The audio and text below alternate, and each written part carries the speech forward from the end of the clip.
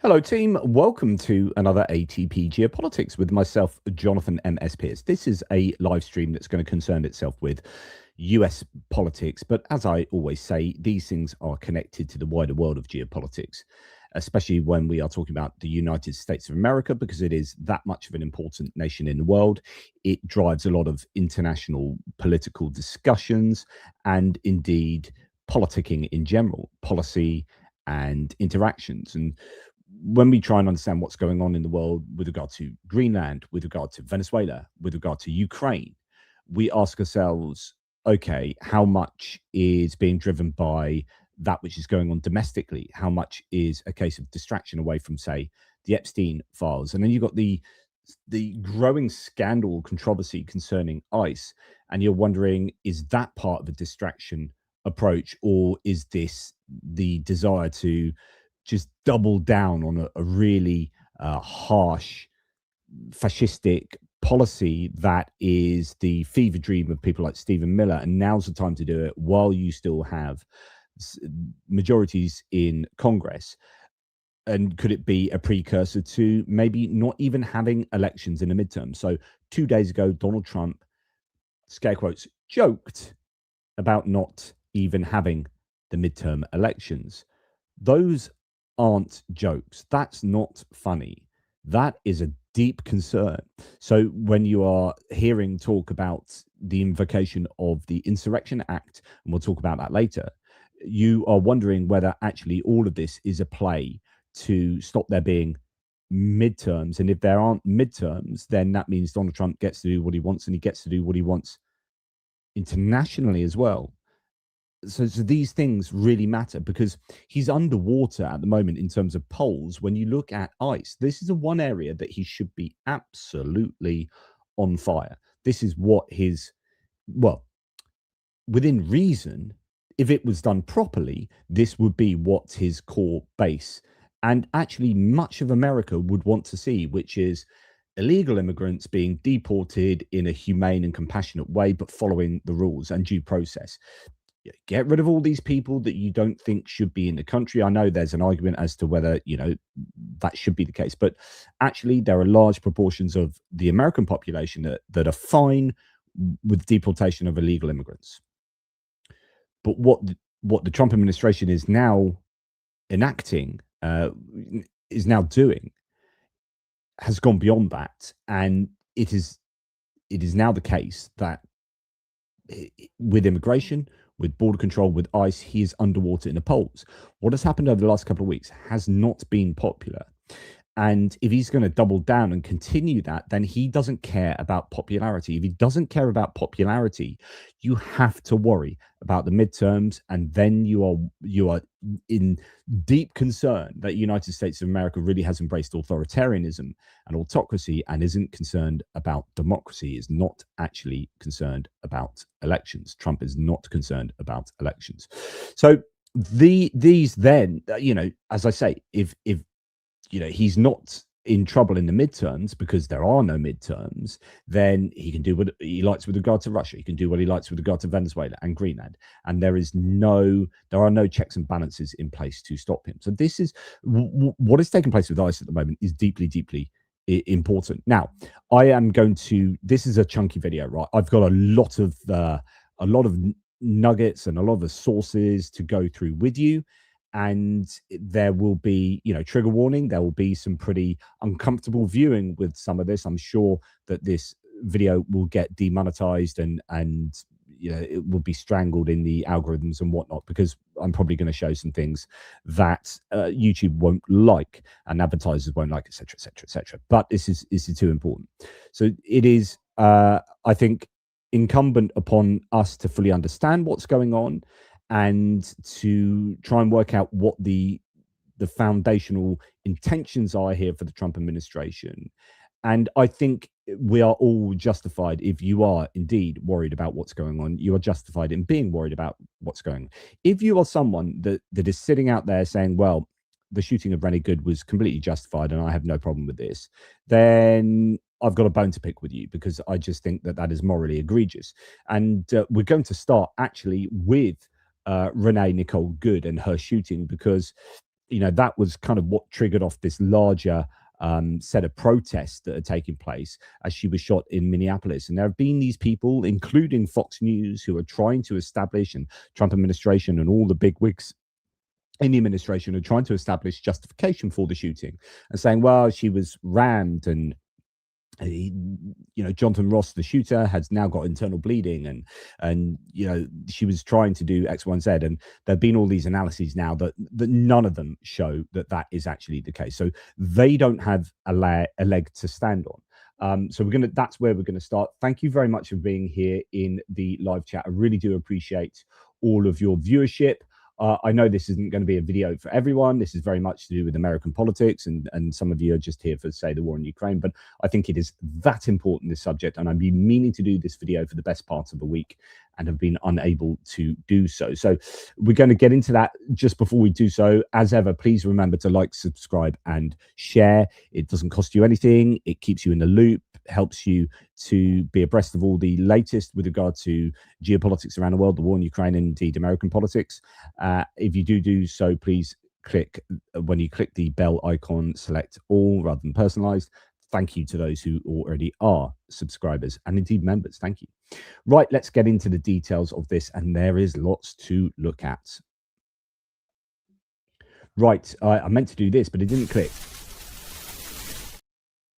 There you go, it's clicked now. So we are going to start with the claim from Amy Klobuchar and others that there are now, I've heard the claim that there are 6 times more ICE agents in Minneapolis than there are police agents, which is incredible. There are now more ICE agents in Minnesota, says Senator Amy Klobuchar, than there are police in the 10 largest metro police departments combined. Our police chief asked them not to come onto our streets, but the administration continues to escalate the situation. This is making Minnesota less safe, she says. That is a good place to, I think, start off there.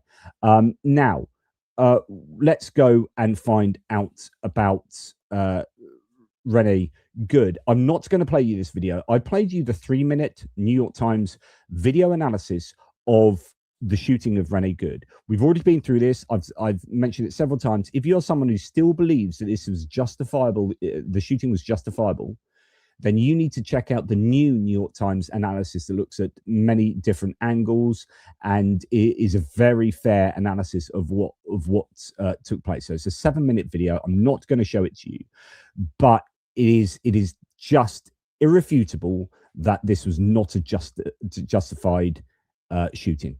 There is no way that any of you, I suggest, anyone in the world can justify this shooting in light of the Constitution, in light of the laws of the land, in light of democracy, in light of, so on and so forth. This is just not justifiable. OMG, this person says. The New York Times has a new video analysis of Renee Good's shooting, which is careful, accurate, and clear. The conclusions are inescapable. Ross placed himself at risk and leaned towards the car with his feet well clear as Renee Good tried to pivot and drive away, and he shot her 3 times in the face. There's no debate here anymore. So if you want to debate this, you're in the wrong place because there is no debating on it anymore. Okay. So then we come on to other things concerning Renee Good. So her car was spotted just shortly after the incident happened, right? And it's just whacked on the back of a flatbed and just driven at speed out of Minneapolis. OMG, Renee Good's car was driven away from Minneapolis, completely open to the elements, windows wide open. No bullet trajectory testing. They rushed it out of the state before state investigators could examine it. This is a effing criminal cover-up. So none of this looks good for, truth, accuracy, and the rule of law. Now, your man, Jonathan Ross, it is now being claimed by the administration that he has suffered internal bleeding. But reminder, he walked away. He drove himself away. And by the way, after he shot her 3 times in the face, he said effing bitch. So just walked away. There's no remorse there. He literally just shot her. And rather than going, oh my goodness, what have I done? Or we need to make sure this is all looked at. He went from the scene. So there's which is wrong. He took his weapons with him, went from the scene and called her an effing bitch on the way out. So he walked away, he drove himself away, and then he moved heavy boxes at his house to relocate his family. So here was a guy that then relocated his family because of all the controversy with loads of balaclava people, right? He's gone and done X, Y, and Z. But apparently, according to the administration, he's got internal bleeding. Images by the Daily Mail showed Ross moving a large computer, wearing the same mask as when he shot Renee. That was within 36 hours. But yeah, he's got internal bleeding. So many people now claiming that actually, he suffered internal bleeding on the torso following the incident. People just simply not believing the administration. And there's good justification for not believing them, as we will see later, because they keep lying about stuff. They keep lying about what is going on. So was the ICE agent justified in a Minneapolis shooting? 53% of people say no. And it turns out that 69% of people Americans have now watched that video of her being shot. Just an insane number of people in the United States have seen the shooting of Renee Good. And so, people aren't just looking at this blind, right? 53% of people think that it was not justified. Only 28% of people think it was. But even that for me is too high. Like, you cannot look at the analysis and still think it was I knew someone would say this: a bruise is technically internal bleeding, and if that's the case, then whatever. But none of that still justifies shooting the woman 3 times in the face. Still 28% of people think it was justified, and that is like, okay, you are deep down that rabbit hole of MAGA anti-immigrant sort of thinking. Now, remember, my position is not that you shouldn't have robust immigration policies. My position is not that you shouldn't be allowing ICE to go and do what ICE should be doing. Just, you've got to use the rule of law. You've got to use due process and just do things properly. And if you have policemen with faces on show and badge numbers on show, so they have accountability, how is it that you can have ICE with no badges and face masks and no accountability? It is absolutely unconscionable that they are allowing. And then they are, you've had Vance and others come out and say these guys have got immunity to do what they want. You've got Stephen Miller talking about this. So you're giving them even greater powers and even less accountability. This is just looking more and more like a fascistic kind of internal security services situation. Among independents, not being justified is plus 38. And so, yeah, it seems like the public opinion is actually not on ICE's side. And we'll return to statistics right at the end of the video.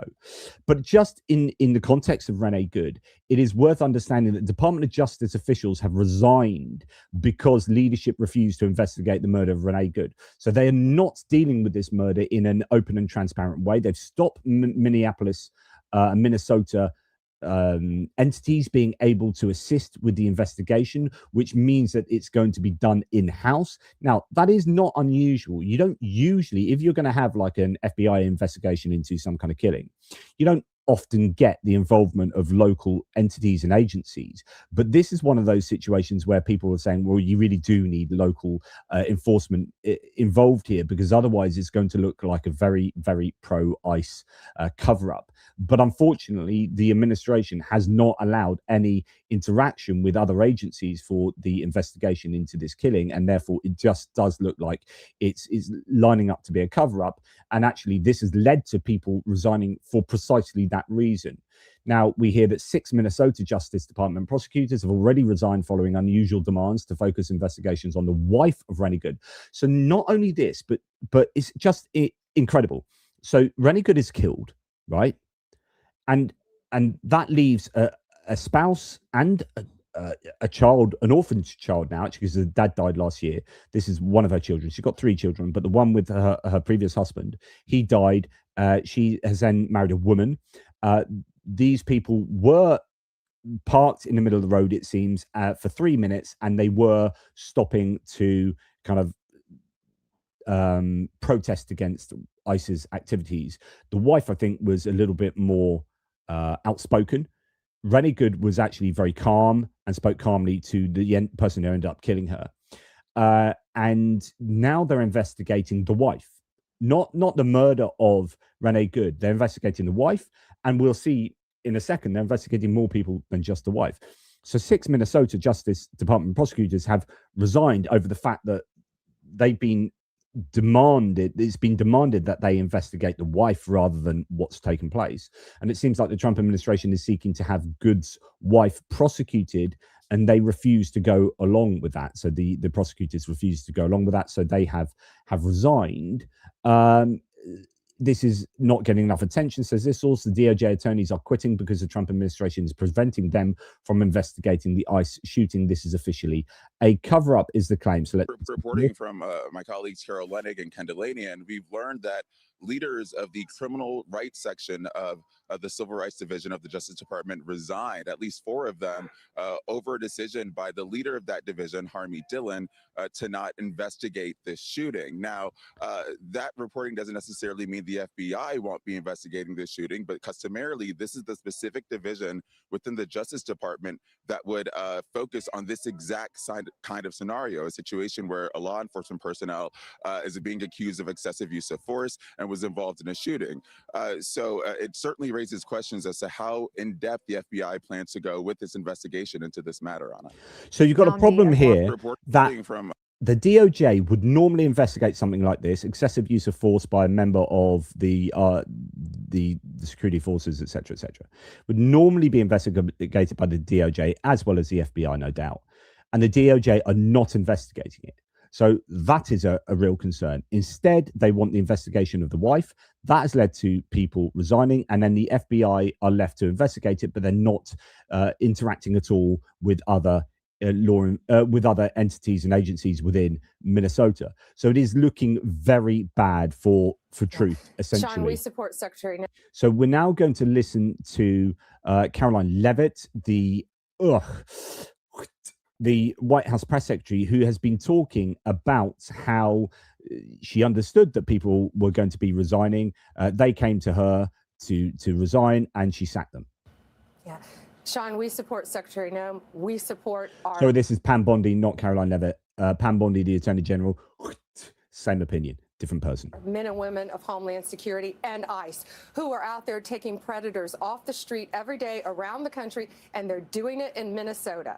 What happened in Minnesota? We had 6 prosecutors who suddenly decided they didn't want to support the men and women in ICE. One of them was busy doing a photo shoot with the New York Times while ICE was out there risking their lives. So they came, they said, we want to resign, but we want to use our annual leave up until April, meaning they wanted the taxpayers to pay for them to go on vacation because they decided they didn't want to support law enforcement. So the breaking news tonight, I fired them all. They're fired from the office. And our U.S. attorney there, Rosen, he's great. He was just confirmed 3 months ago. So he has his hands full. And that's what we're facing around the country, the deep state in many of these offices. And we learned these people had been out there interviewing at liberal law firms. Deep state, liberal law. I mean, this is just like conspiracy theory central. Prior to this, but I'll tell you what, from a personnel level, that'd be an HR nightmare. So people better look into them. One of them actually in 2022 defended BLM when they burned down a pawn shop and someone was murdered. Yeah, they want to be part of the resistance. Listen to Fox News. Like that reaction, I mean, this is Sean Hannity, but that is not how you react. Of course, Sean Hannity's infotainment and not news, I guess, technically. But like you are in agreement with the person that is speaking, who is arguably tainting everything they say with their own agenda and their own baggage, but there is no independence from Fox News. It is just a mouthpiece for the Trump administration. Interestingly, many analysts are saying that Pam Bondi is on the edge of being fired herself. There are some rumors that actually she might be one of the big ones to go at some point. And that'll be connected, no doubt, to the Epstein files and then the lack of prosecution for Letitia James and James Comey, etc., etc. So I think she's probably on very thin ice, and that might be why she's kind of overreacting or overcompensating with regard to ICE. I don't know. Yeah, bring it on. They're not going to be working for Donald Trump and the Department of Justice any longer. But that's what we're up against, not only in Minnesota, but around this country.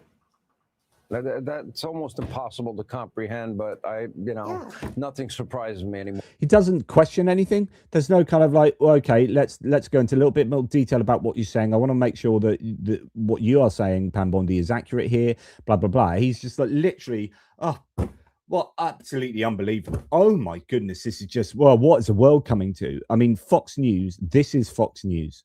And yeah, just no time for Sean Hannity. Anyway, so it turns out the Trump appointed U.S. attorney for Minnesota has resigned over political interference in the ICE shooting. Trump appointed U.S. attorney for Southern District of New York has resigned over political interference in the Eric Adams case. Trump appointed U.S. attorney for Eastern District of Virginia has resigned over political interference in the Letitia James case. Trump appointed U.S. attorney for Western District of Virginia has resigned over political interference in the Russia investigation case. 4 big attorneys resigning because of what the DOJ is doing, what the Trump administration is doing. The problem is when these people resign from Minnesota to Virginia to New York, you are losing people that care for the rule of law to be upheld. And then you're allowing there to be a kind of purge. Either it's a direct purge of people like Pam Bondi getting rid of people, or like we've seen with Pete Hegseth in the Pentagon, or it's a self-inflicted purge. And the problem is they will be replaced with lackeys. And this helps move the country towards an authoritarian state where everyone is just a lackey to Donald Trump. So we're now hearing that the Justice Department is not only launching an investigation into the wife of the killed Renee Good, but now into the governor of Minnesota. So we're really in a dark place, says David Axelrod, when the DOJ whitewashes the lethal force of ICE in Minnesota, but opens a probe of state and municipal leaders for speaking out against it. So if you speak against what ICE is doing, you end up having an investigation led into you. People under federal criminal investigation for the murder of Renee Good. Renee Good's wife, not Jonathan Ross. The mayor of Minneapolis, not Jonathan Ross. The governor of Minnesota, not Jonathan Ross. So you can throw in the mayor of Minneapolis is apparently getting investigated too. So people not under federal investigation, the MFer who shot and killed her. I mean, this is where we're at the moment. Absolutely incredible. And we haven't got on to the horrific videos that I'm going to show you.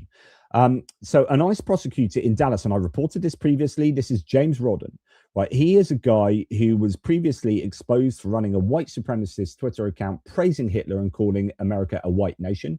He's currently back in the immigration court after the Texas Observer revealed his online activity last year.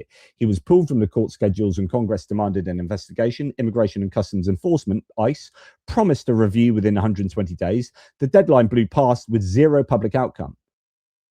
So Congress has demanded that there is a review. They have not given a review and they've just reinstated him, ICE. And he is a full-blown Nazi sympathizer. Now Rodden has resurfaced at the prosecutor's table. Badge on, no explanation given. ICE refuses to comment. The account is still active, just locked. Bottom line, a government lawyer who openly promotes racist ideology appears to be prosecuting immigrants again, and no transparency, no accountability, no evidence that ICE ever did what it claimed it would do. Same system, same silence, same BS. And actually, you know, if you want some evidence of the sorts of things that he has said, this was his account, it's locked down now. Assistant Chief Counsel for ICE is a guy who posts literal Hitler praise content, not like the exaggerated OMG literally Hitler trope, but literally in the literal sense of the word. So someone posts, we tolerate no one in our ranks who attacks the ideas of Christianity. Our movement is Christian. Adolf Hitler, 1928. To which this guy, who is an immigration council member for ICE, says, based, which is a right-wing way of saying that's really cool, Gott mit uns, God with us, which is what the SS had on their hats and belts and whatever, which is a total Nazi bit of phraseology. And he's using that to, it appears, advocate for an Adolf Hitler quote. Just unbelievable. This is who the new ICE appears to be. And you are having like former ICE, you know, ICE veterans come out and saying they are not doing things properly. This is really bad. Like, I would never do this, etc., etc. Because it's not to say that all people that have worked for ICE forever are these kinds of people. What they are doing is they have this massive budget that was given to them in the big beautiful bill. that makes them one of the biggest armed forces now in the world, ICE. They're given this huge budget. They've swollen their ranks by tens of thousands. And these people haven't been trained. We're going to look at the training in a minute. And they are doing horrendous things. And they are not the ICE that existed previously. You will have some of that still there. But you've now got people that are being given, like, what is it, $30,000 bonuses for getting X number of people. So they are driven to go and pull people from cars. Because they're probably racist anyway, like it's some of these new ICE recruits who are, we've seen SS tattoos on and other Nazi symbology tattoos on their bodies. For some of these people, it's some of them have been connected to white supremacist groups. So they are, I mean, if you are a white supremacist, right, in a group in the United States, and you're like, you see what ICE is doing, and you see that they are opening their ranks to you. They're not really doing background checks. And again, we'll come on to this in a second. So no background checks. They're looking to recruit anyone. They're paying you good money and they're giving you bonuses for getting brown-skinned people off the streets. Then you'll be like, that's my job. That's my perfect job. That one, that's for me.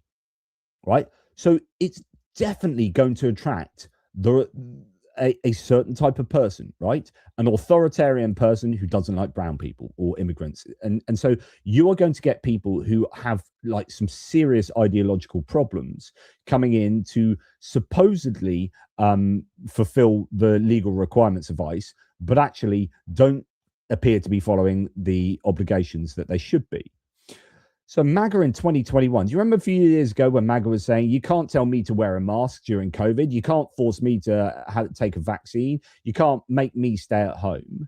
And now this year, just follow orders. Otherwise you get shot.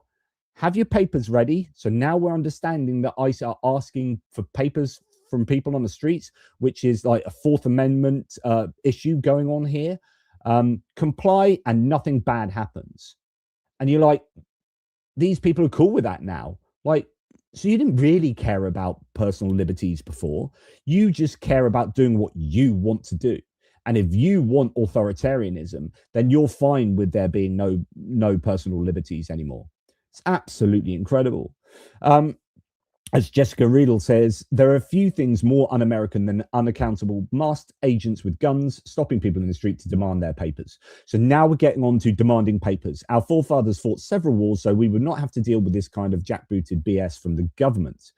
But this is what is happening. So let's listen to this. Yes, you are required to. Where is safe? Look, sir, are you going to do this the easy way or are we going to take you in?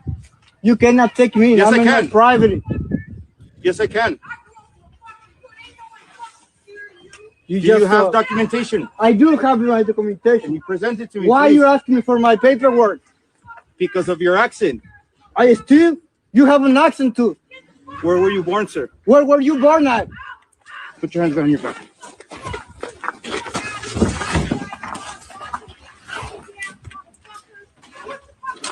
So on camera there, you have several things going on. You've got the admission from the ICE guy saying, I am stopping you because of your accent. I'm demanding papers from you. The guy says, quite rightly, I don't have to provide my papers for you. You need justifiable rationale to do this. And they're not presenting that justifiable rationale, just your accent. And then when he says, I don't need to provide my documentation, they nick him anyway. And that is basically where we're at now. So we're going to see a whole bunch of videos that are going to show this kind of behavior. But bear in mind that now the police in Minneapolis and St. Paul and areas like this are outnumbered. Some are saying 6-1. I have no idea whether that's true, but they are outnumbered by ICE agents. And that is a state of play now in the United States, certainly in some places. So just want to, I mean, we've got loads of videos here. I'm going to start you with one that's just doing the rounds at the moment. You've got a child coming away from here who was obviously protesting. We know that there are school protesters going on, like some schools have come out and the kids have come out from high school to protest about this. We'll come to that a little bit later. But here we have a child coming back saying, they just said, I'll put a bullet in your head. You're gonna put a fucking bullet through my head if I didn't shut up. Go fuck yourselves! This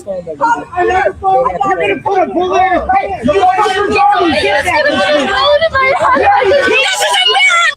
So, yeah, a lot of shouting, but basically they said, you know, we're going to put a bullet in your head if you don't shut up. So, you know, really quite scary stuff for someone like you're essentially saying you are not allowed to shout now. You're not allowed to protest. There's no protesting. We're going to find out actually that the Department of Homeland Security has reestablished the rules, and they've released the rules again. And they're very clear. ICE are not entitled to threaten these people for just protesting. And they've said it themselves. And yet here they are continually doing this. So ICE just threatened to put a bullet in a child's head. They've already killed Renee Good. An off-duty agent killed Keith Porter. They shot Marimar Martinez 5 times. They blinded Caden Rumler. We're going to look at that in a second. And they put a 6-month-old in a hospital. We're going to look at that in a second. They have no red lines. There appears to be, you know, nothing off limits for these guys at the moment. 1 week ago, they killed a white woman in broad daylight. Tonight they've shot a protester in the leg and put 6 children in hospital. The kids were in a car when their dad, who was trying to get them out of the neighborhood, was stopped. ICE threw a flashbang in the car. 6 children, and this happened, right?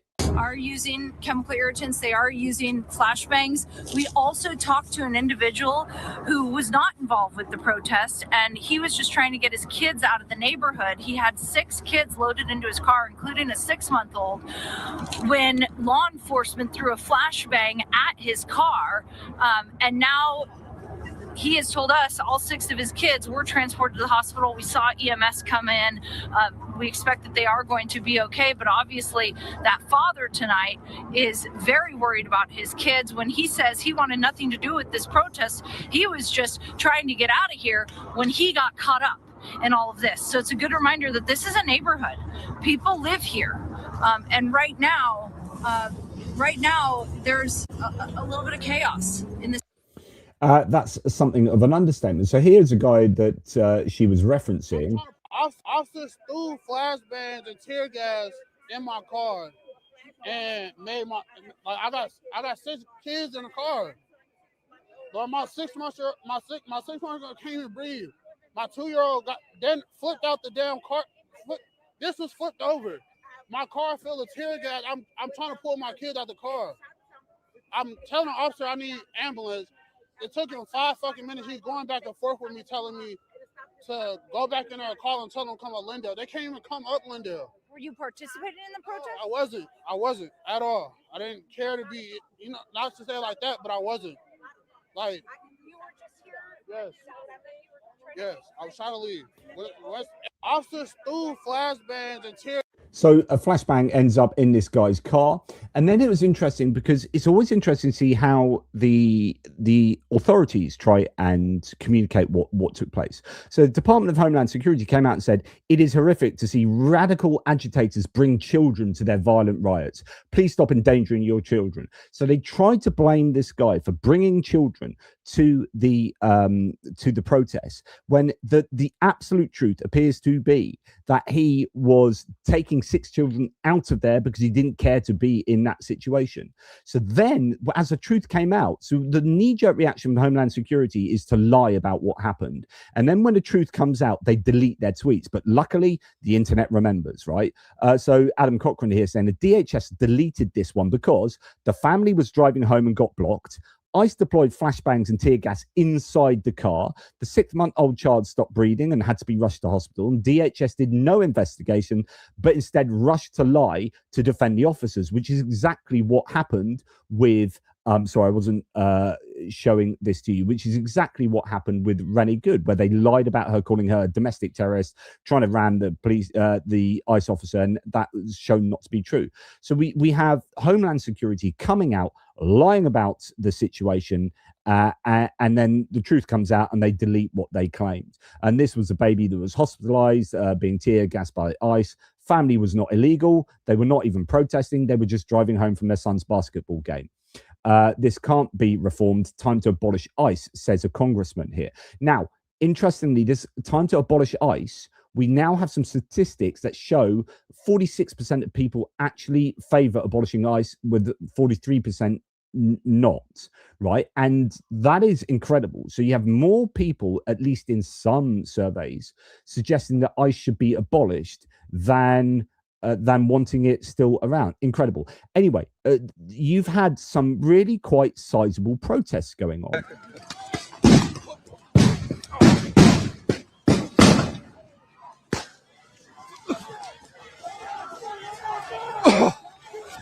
Now, you probably got protesters here throwing off some fireworks. That then is obviously going to get the ICE and whatnot, then bring in the tear gas, as you can see coming out here, throwing in the tear gas. I understand they've also been using green gas, which even the United States military doesn't use anymore. And this has been causing some serious irritation and whatnot. It is not nice stuff. I don't know what the green gas is. I did read it, but I've forgotten now. So Tim Miller here is saying from the Bulwark, they want unrest and are trying to instigate it. Nothing is more obvious. This is something that many people are saying, that actually they want people to kick off. Because if you kick off, then you start bringing the Insurrection Act, and then you start, having the president being able to use. So the Insurrection Act, and we're going to talk about this in greater detail later, but it gives the president authority to use the armed forces for civil reasons, right? So it gives him that ultimate power. And it goes against the Posse Comitatus Act, which says the president can't do that. So it gives an exception, and it occasionally gets utilized. Trump has just come out and said it's been utilized by 48% of presidents, but actually it's 22% of presidents. And the last one was Bush, and before that was in 1968. So Trump is lying about the Insurrection Act. But one of the theories is that they really do want civil unrest, because actually it plays into the authoritarians' playbook here. And then you've got a future whereby I imagine you don't have the midterm elections. So here we got a 21-year-old in Santa Ana was permanently blinded in one eye after a DHS agent fired a less lethal round at close range. He underwent 6 hours of surgery to remove plastic, glass, and metal embedded in his face.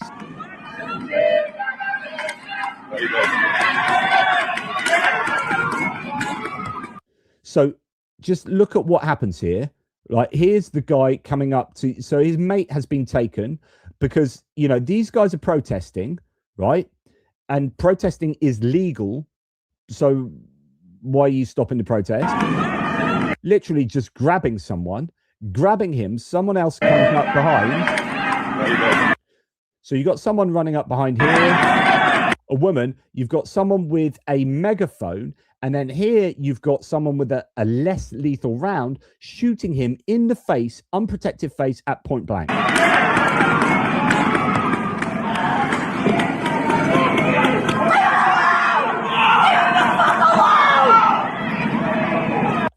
That guy is now blinded in one eye for the rest of his life. This is the guy. A 21-year-old protester, Caden Rumler, was shot point blank in the face by ICE. He just spoke about how he's blind for life and almost died. I'll be blind for life. I have a fracture in my skull that they can't fix. They pulled a piece of plastic the size of a nickel out of my eye. I had shards of metal, glass, and plastic behind my eye and in my skull. They said it was a miracle I survived. What is going on? Like, do you have the right to protest or not? Do you have First Amendment rights or not? If you're starting to get rid of First Amendment rights, then that's the end of the Constitution, and you are in a police state. Like, it is clear to me that there are elements of what the administration is doing at the moment that are just fascistic and authoritarian. Here's another example. So you will hear a lot about this woman who was pulled out of the car, had the seatbelt cut off, and was hauled away, right? And unjustifiably so. These are masked men grabbing women by the hair, ripping them from their cars. This is Trump's America 2026. So we're going to hear about this from the Pod Safe America team, who had a really interesting segment, just a 13-minute segment, talking about what's going on the other day. Mother of 3. The internet has been flooded with videos of shocking ICE abuses like this one.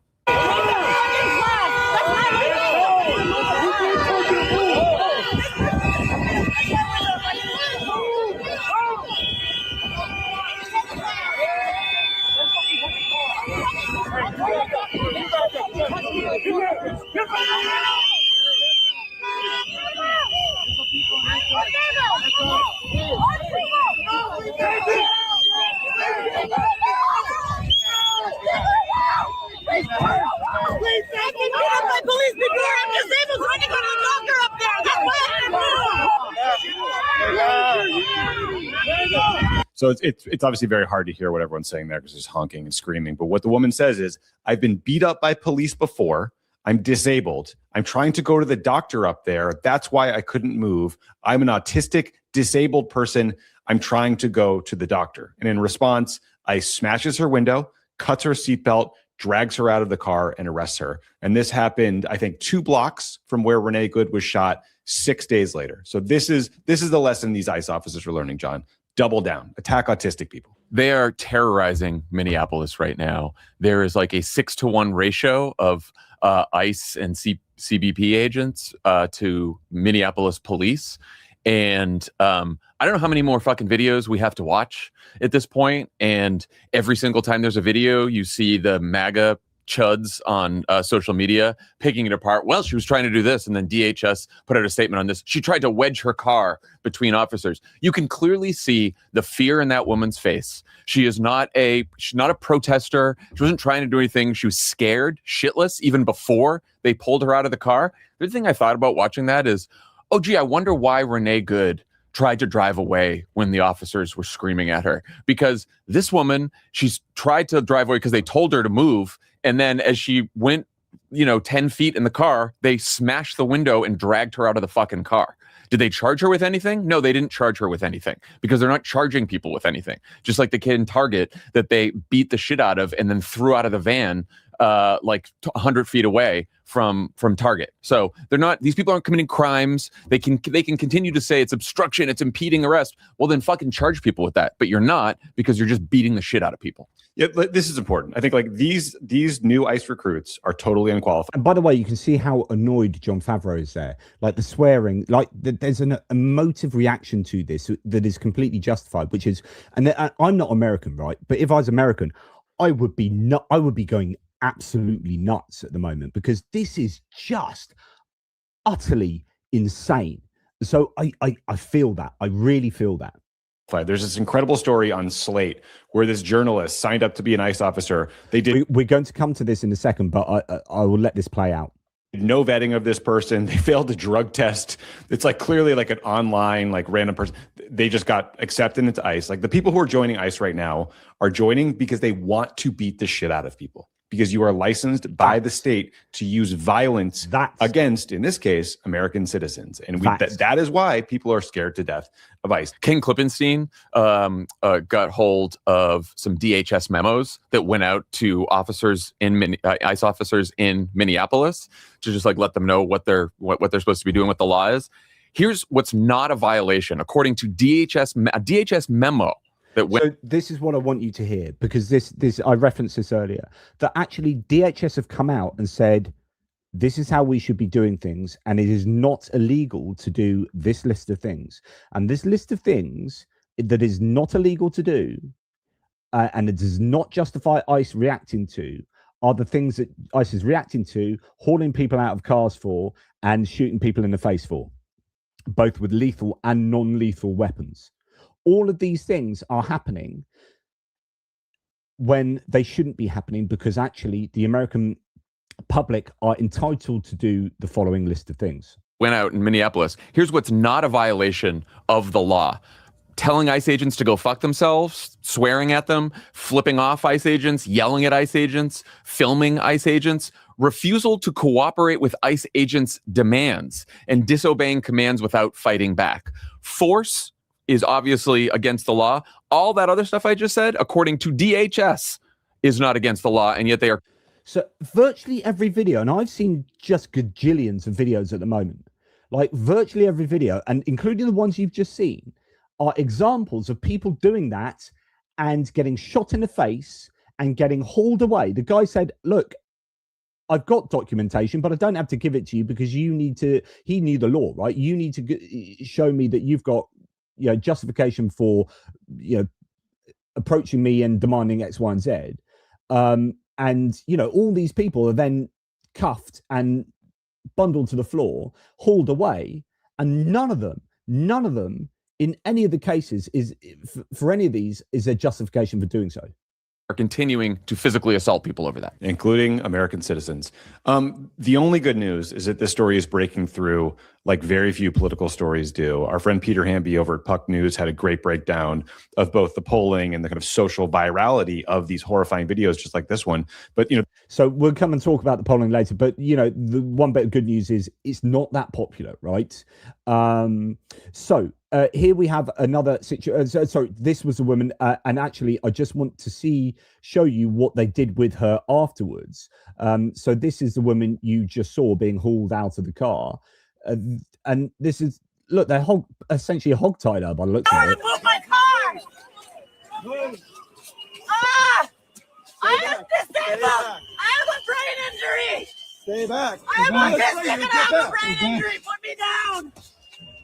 I was just trying to get to the doctor and I'm autistic! It takes me So there you go. That and I find that, you know, pretty distressing. I'm assuming what she's saying there is true.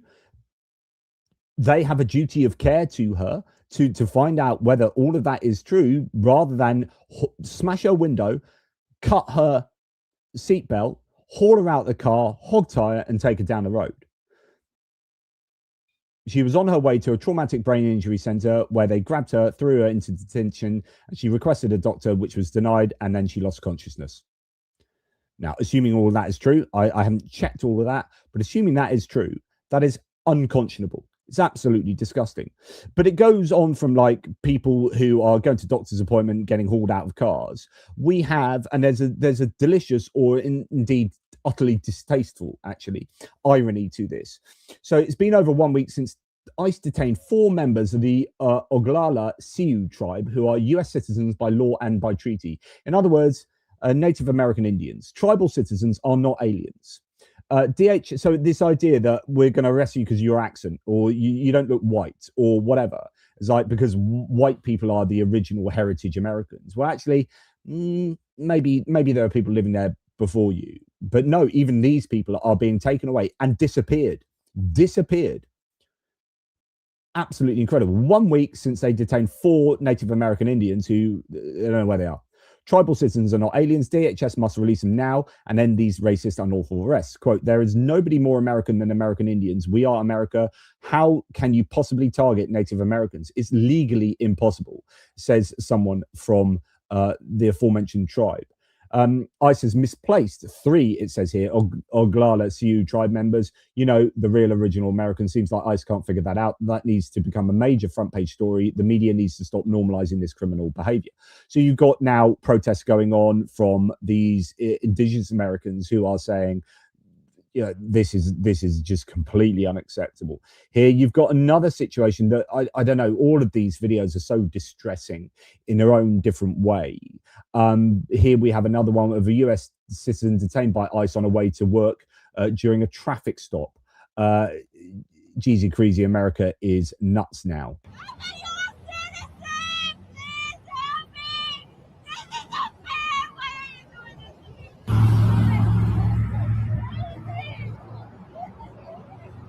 They're literally just taking people out of their cars.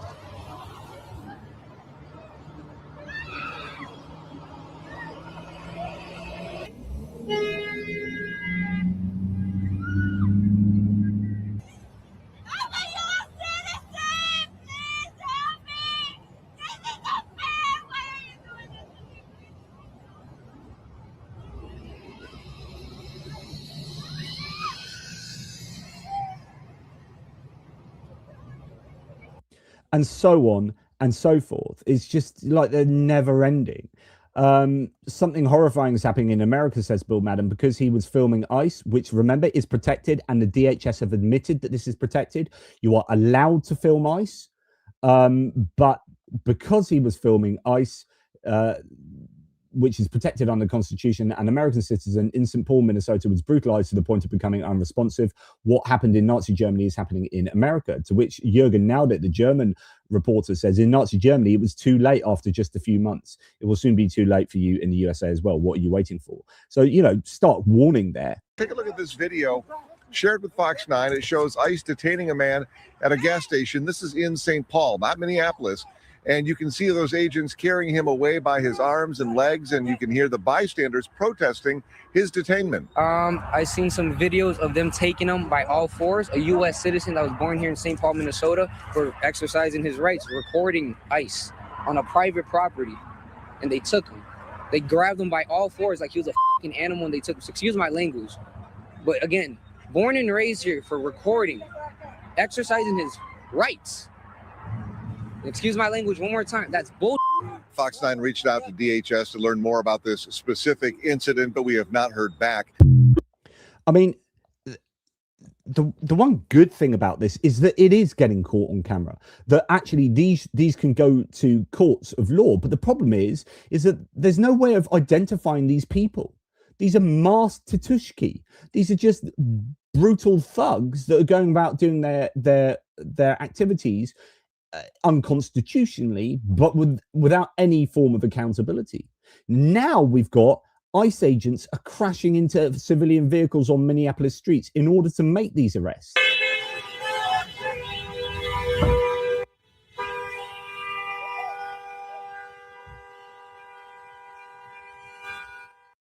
I will turn the sound down on that. So residents scream he did nothing wrong as a federal agent rams cars, smashed windows and dragged people out in broad daylight. This is not law enforcement. This is state violence.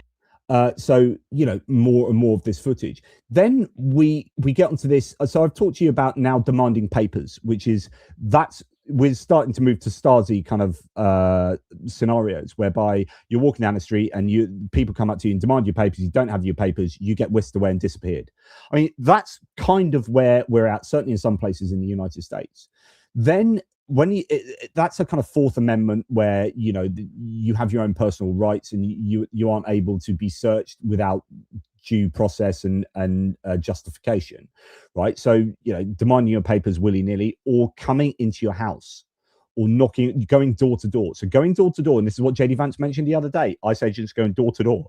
I think that's probably quite purposefully mentioned this because this is a worry that people have, is that if ICE are now going to be able to go onto private property, knock on your door and take people out of their houses, you've got a problem. And here we have this a situation where ICE shot a man through his front door with his children and wife beside inside of the home. And the DHS lied about that, and then the New York Times unfortunately reported the lies that were being spread about that. And it's just like, wow, what is going on here? But luckily, as mentioned, much of this is caught on camera. This is hideously unconstitutional behavior by ICE, says one source here. What? Well, in Columbia Heights, Minnesota, ICE agents are going door to door and targeting people based on how they sound, demanding proof of citizenship, then human trafficking them when they refuse to comply with unlawful orders. In the video, a man is standing by a garage on a private property. ICE agents approach him, demand identification. And this is what we heard earlier, right? But just a bit more information from this. An agent then says a quiet part out loud because of your accent. The man points out the obvious. You have an accent too. So that ICE agent did have a bit of an accent, by the way, if you recall. The agent then asks, where were you born? And the man responds, where were you born? At that point, the agent escalates. He orders, put your hands behind your back, then physically grabs the man, shoves him against the garage, then restrains him without a warrant, without probable cause, and without reasonable suspicion of a crime, or even knowing who he is. Another agent steps directly in front of the camera to obstruct recording, while another joins in assaulting the man on private property. What's illegal here is visible in the video. So detaining someone on private property without a warrant, demanding identification without reasonable suspicion, targeting someone based solely on accent or perceived national origin, using force to enforce an unlawful order, obstructing a lawful recording of law enforcement. The man is then taken against his will, so ICE can prove his status. That is not a lawful stop, as is human trafficking under the color of law, seizing a person first and transporting them elsewhere to investigate their identity later, all for profit. And remember, this is for profit because these people get bonuses for doing this. This is not border enforcement. This is not public safety. This is government agents abducting people based on how they sound, then trafficking them through detention systems for funding, quotas, and processing. And the question isn't whether this man had legal status. The question is how long Americans will tolerate federal agents kidnapping people on private property, calling it verification, and pretending the Constitution no longer applies. I thought that was a pretty good breakdown of the video that we saw earlier there.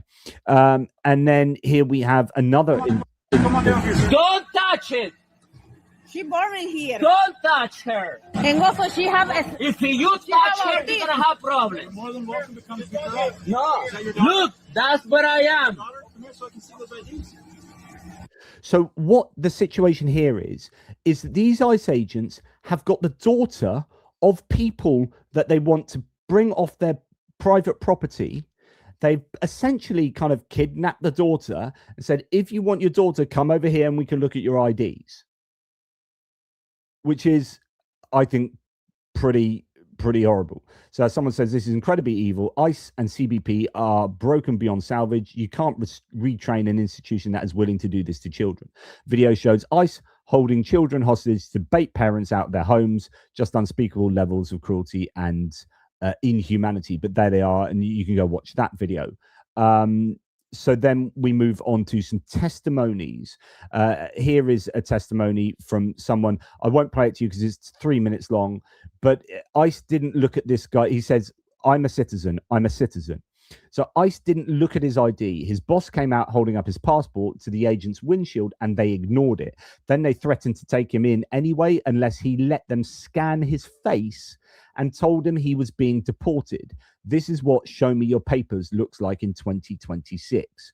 That is just, again, unconscionable activity going on there. We have another example in some testimony here describing the impact of the ICE surge. St. Paul's mayor, who is now, I think, it's Minneapolis mayor, noted that the agents are asking residents where the Asian people live and shared that she had been advised to keep her passport with her. So again, it's now a case of you've got to have your passport on you, you've got to have your documents on you, or you will be disappeared. Now, this is not going down well across the board in Minneapolis, as you can imagine. Students across Minneapolis and St. Paul are walking out of school to protest ICE enforcement and ongoing federal operations in Minnesota, including the death of Renee Good and heavy federal presence. The marches are even taking place in the Minnesota state capitol. Students from Roosevelt High, Maple Grove, Humboldt, and other schools have left class and are chanting and rallying against ICE actions. This is a wide-ranging youth protest movement tied directly to the current situation on the ground. And I've seen video footage of them actually at the Capitol from the air there. And this is, significant. But, just in case you're wondering, even if you're dressed in a fox outfit and dancing, you are still going to be whisked away by agents.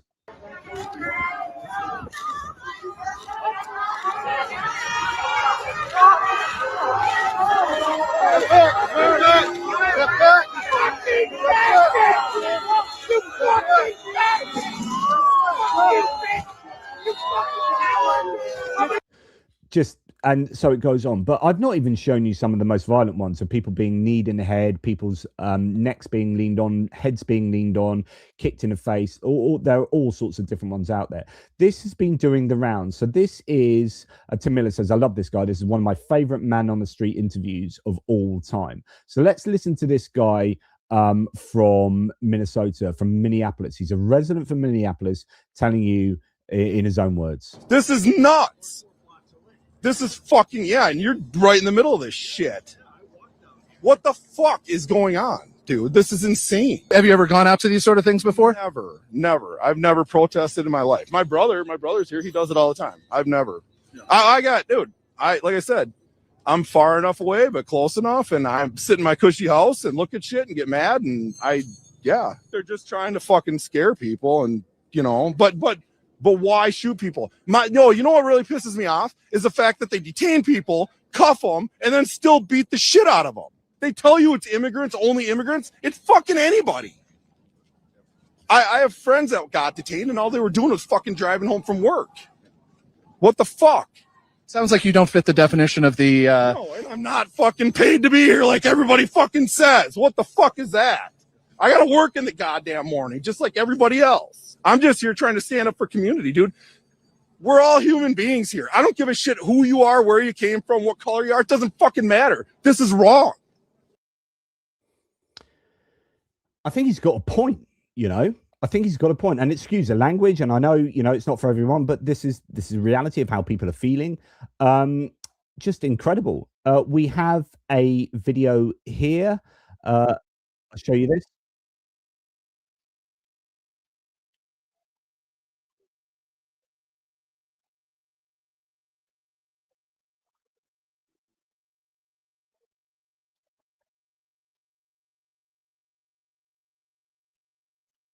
So this guy is being really polite. He's saying, sure, I'll get out of the car. Sure. Can I just ask why you stopped me? And can you take off your face masks, please, so I can see who I'm speaking to? He's being very polite. And then there's a guy coming from the other side. So you'll hear in a second about a tactic, which is overloading commands, and giving someone too many commands means that they can't fulfill. Oh, sorry, you can't even see this.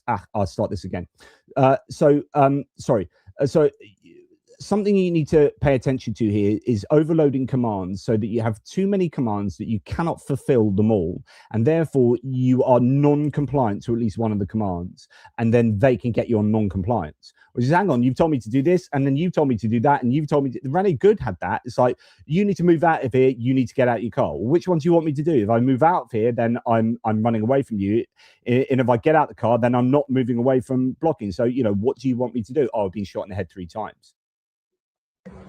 How's it going, sir? Good. Can I see your ID, please? Can I ask why I was Do me a favor, turn off the vehicle. No problem, sir. I'll get out. Sure. Yes, sir. We're cooperating. Do me a favor, I You're need to safe, see your sir. ID.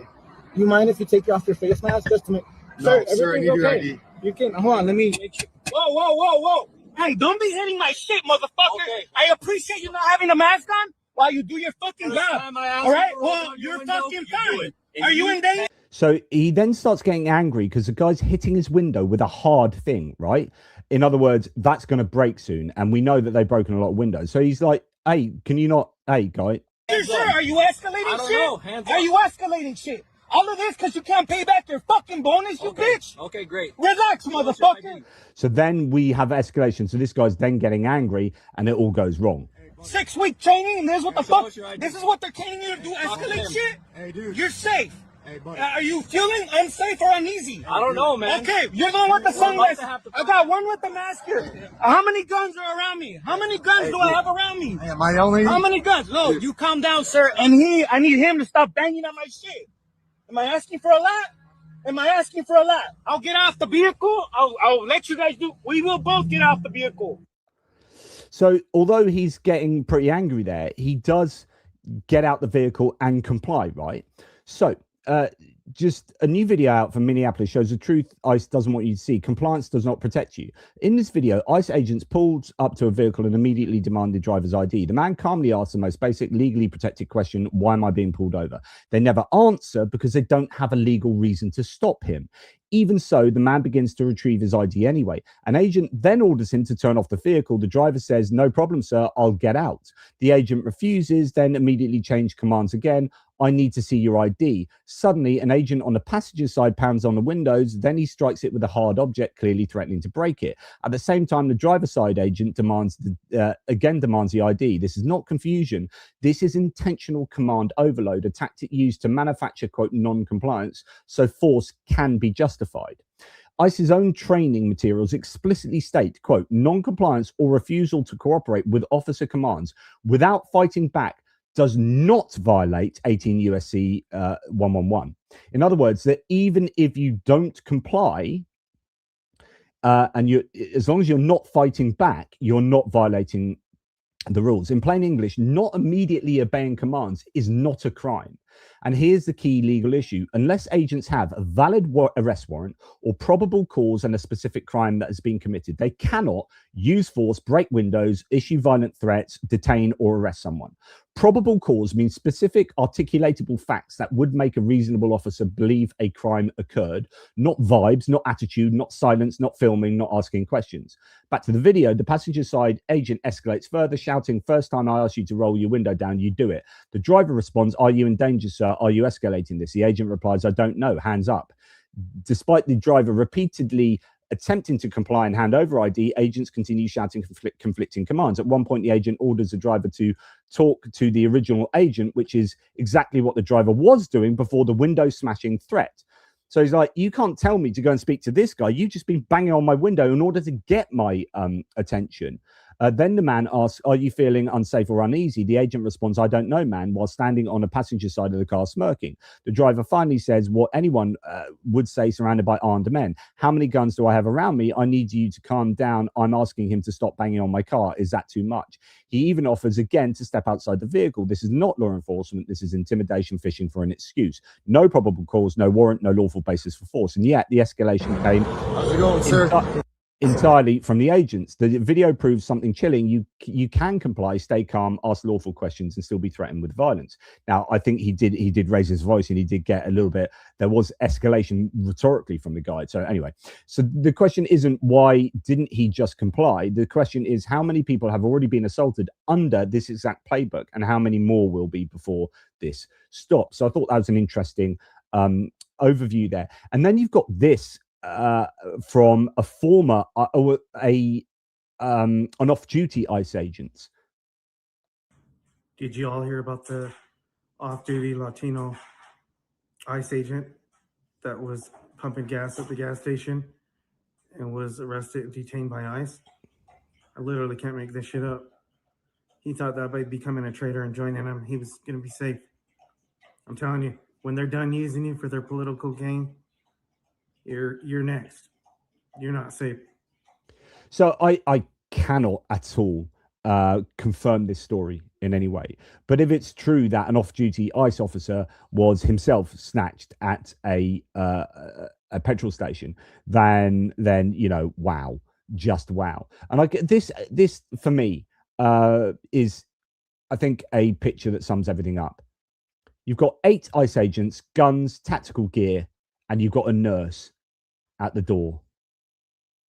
8 ICE agents, guns, tactical gear, 1 nurse in a nursing outfit. So, yeah, there we go. Now, what we're going to do is just go on to a much shorter section. That's like the biggest section of the video, or a lot of these video snippets. We're now going to look at some sort of media responses to this. I've lost the big one. Let's see. There was a really important one I wanted first. Okay, we'll come to that. It looks like I've lost it. Anyway, we'll go with this. So, Tennessee Hollow here, looking at a Dame magazine article. Minnesota is a test case for an American police state. So what happens next will define the future of Americans' relationship with their government. Are we free citizens of a constitutional republic, or the unwilling subjects of a gangster regime where state violence is excused at the highest levels of power? And that's kind of where we're at here. You know, this is an inflection point. Which way will the United States go? Will it embrace the police state future, or will the protesters get their way, and will Congress actually come and say, look, this is not acceptable?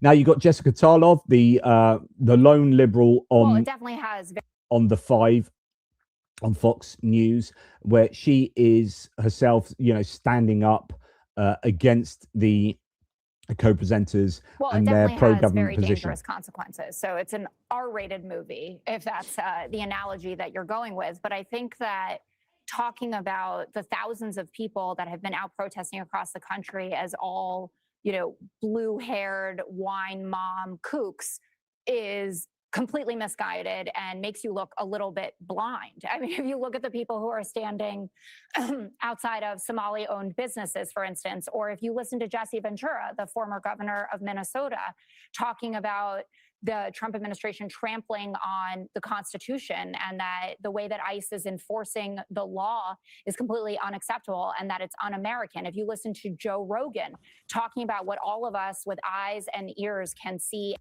This is a really important reference she makes there. So Joe Rogan, who's often seen as one of the people who was either reflective of the growing change of opinion with regard to Trump in the lead up to the 2024 election, or was the reason why people changed and came out and voted for Trump. Joe Rogan is now seemingly regretting it. He's coming out. He has most of an issue with the ICE situation. He's been,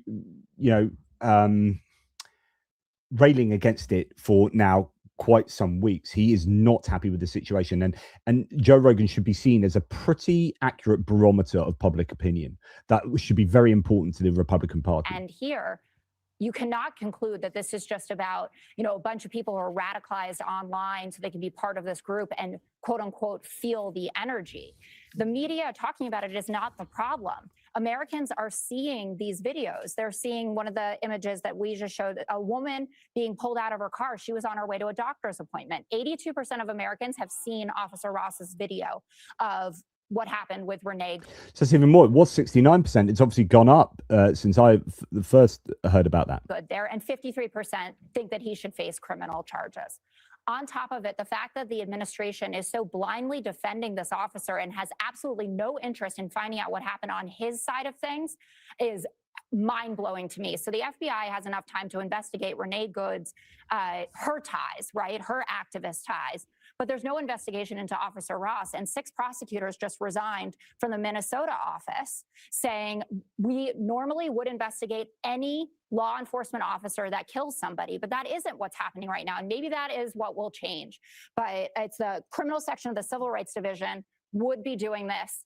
And 6 prosecutors have quit because that is not what has happened up until this point. If that all changes, then we will talk about it again. But at this point, we have a story that Renee Good is a domestic terrorist and Officer Ross is allowed to do whatever he wants. And all of these ICE agents, if you can't see that there are people behaving badly here, that they are using tear gas on them, that they were pulling people out of their cars, pulling kids out of their jobs at Target. Like, you create the environment and then you complain about the consequences. When you kick over a beehive, don't complain when the bees come after you. When you poke a bear, don't say, I can't believe the bear's chasing me. You have a right to stand there and yell at That's not what we were talking about. We were talking about. But that is what she's talking about. You don't get to just arrest people for exercising their constitutional rights. Greg Gutfeld is an absolute prize plonker. Like, he's such a douchebag. Honestly, I would love to spend a couple of hours with Greg Gutfeld, talking to him and getting to the bottom as to why he's such a damaged individual. Because my goodness, he is a moral prat, where prat is a substitute for all sorts of swear words. Then you had this. So media response to it. Now, I heard yesterday, Pierre, who I've gone around Ukraine with a couple of times, he is a British guy who is he's just fantastic, and he's got a friend who obviously has something to do with the White House. He was in the White House yesterday in the press corps, his friend, and Pierre asked him what percentage of the press corps are total MAGA, completely in the MAGA sphere and are pro-government placed people, and he said 40%. 40% of the press corps, and this is coming from the horse's mouth, are essentially asking questions and placed there, asking questions that just are gimmies for the government, for Caroline Levitt, and that's super worrying. I mean, that's what you would do if you're wanting to move towards an autocracy, which is you control the press. We know that CBS is currently going through a complete transformation to become a mouthpiece for Trump. We know that Fox News is already that. And Caroline Levitt is doing her level best to purge the White House press corps of anyone who would ask critical questions. And when they do ask critical questions, this is what happens. So this is a question from a Northern Irish journalist. Earlier, you were just defending ICE agents generally. And earlier on, Secretary Noem spoke to the media, and she said, among other things, that they are doing everything correctly. 32 people died in ICE custody last year. 170 US citizens were detained by ICE. And Renee Good was shot in the head and killed by an ICE agent. How does that equate to them doing everything correctly? Why was Renee Good unfortunately and tragically killed? Are you asking me my opinion? Because an ICE agent acted recklessly and killed her unjustifiably. Oh, okay. So you're a biased reporter with a left-wing opinion. What do you want me? So she's saying you're a biased reporter for left-wing blah blah blah because he said an ICE agent recklessly killed Renee Good unjustifiably. Now that is what most Americans think now. Like, we've seen the stats, and that is also what you should think if you watch the video.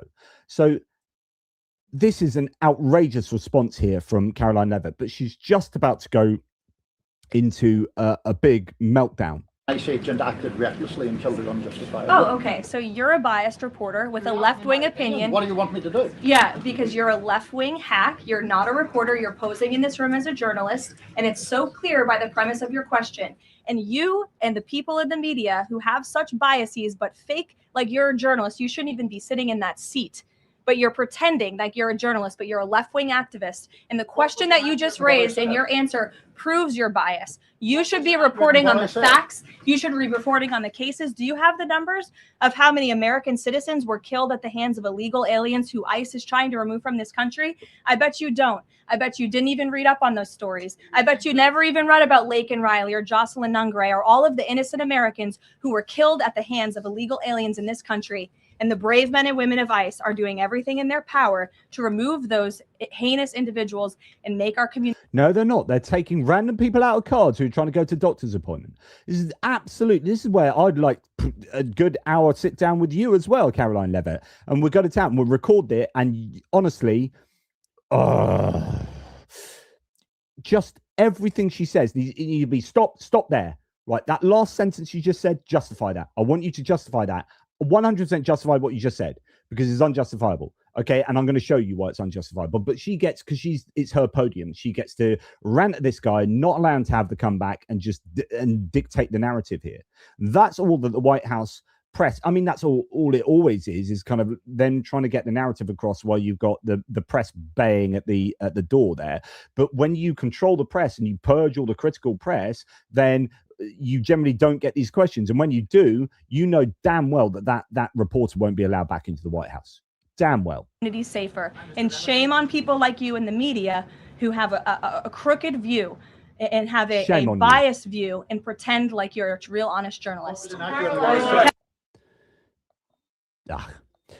Anyway, PBS have done a pretty good job here. Now, this is a 9-minute segment. I'm going to play you like the first minute, but worth a look. Just weeks into the new year, the Trump administration has surged ICE agents to American cities, overthrown a foreign head of state, threatened a military takeover of Greenland, and rewritten the history of January 6th. As Liz Landers reports, the administration has rolled out a campaign across departments that draws on images and ideas borrowed from right-wing and white nationalist circles. From the U.S. Department of Labor, a message. One homeland, one people, one heritage. Remember who you are, American. And I reported on that. And remember, the next day, the Department of Labor came out with another quote from Nazi phraseology. It's a video that appears to be part of a campaign now ramping up to sell the administration's efforts to the American people. For example, calling on potential ICE recruits to, quote, defend the homeland from outsiders while featuring heroic images of white men, often from a bygone era. Then there's this tweet from Friday, an ICE recruitment ad featuring the turn of phrase, "We'll have our home again," plastered over an image of a man on horseback and a stealth bomber flying in the distance. That's a reference to the song "We'll Have Our Home Again," a white supremacist anthem favored by the Proud Boys. We'll have our home again. So you've got an official line from the US government. Yeah, so when I did the video the other day and I was saying, oh, the US Department of Labor and the Department of Homeland Security, they're coming out with these tweets that seem to be drawing from Nazi verbiage from the 1930s and 40s. And there seems to be a bit of Goebbels here and a bit of Hitler there. Some of you are like, oh, I don't think you're reading this right. Or it's a bit of an over, blah, blah, blah. No. That is intentional, and it is happening. And when you're quoting from a song that's a white nationalist song, you have systemic white supremacy in the White House. It is happening. Oh my God, we'll have our home again. My God, we'll have our home. Another image tells supporters to, quote, trust the plan, the slogan of the right-wing conspiracy theory known as QAnon, which posits there's a global cabal of pedophiles and deep state actors trafficking children, and that Trump is fighting it. It's also a movement heavily involved in the insurrection on January 6, 2021. Last week, the Trump administration published a new website rewriting that history to blame Democrats for security failures that day and to justify the president's pardoning of more than 1,500 defendants. Weighing in on another era, last week President Trump also sat for a lengthy interview with the New York Times. He was asked about the civil rights movement and told reporters that while the landmark legislation did some good things, he said, quote, "It also hurt a lot of people that deserve to go to a college or deserve to get a job were unable to get a job. So it was a reverse discrimination." So he's saying the civil rights movement hurt a lot of people. You've got the president of the United States coming out in public and saying, that civil rights thing where, black people ended up, being able to sit on the same buses in the same place as white people, and there wasn't segregation. Yeah, that hurt a lot of people. Yeah, it hurt a lot of people. Those white supremacist people, it hurt a lot of them, didn't it? Oh, poor people. Oh, poor peeps. Yeah, I want to play you the rest of this, but US, you've got a big problem here. And Stephen Miller being the de facto president, who is an open fascist, is at the center of it all. You actually do have, I think, white supremacy laced throughout the administration. It is deeply, deeply disturbing. Then you had this delightful moment when CNN were reporting Secretary of the Department of Homeland Security, Kristi Noem, saying how wonderfully well-trained and gifted these ICE agents are. At the same time, they're playing a video of someone getting mauled in an unprofessional way by an ICE agent. The officers that we have out there are very highly trained and skilled, specific for the operations that they're doing. They're utilizing the most gifted individuals. That is a person's head viced between the legs of an ICE agent, and CNN did a brilliant job here. They obviously took this interview and they said, right, go and find us a bit of footage that shows that what Kristi Noem is saying is absolutely incorrect. And they've just, I think this is brilliant from CNN. The officers that we have out there are very highly trained and skilled, specific for the operations that they're doing. They're utilizing the most gifted individuals on these operations to go out and to do enforcement, because many times if they're going after murderers.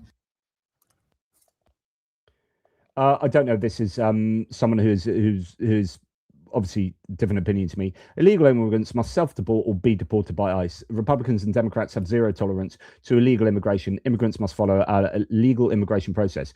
And Lenny, my friend, and Lenny, I'll tell you what, do you know who else must follow the law, follow the Constitution, follow human rights?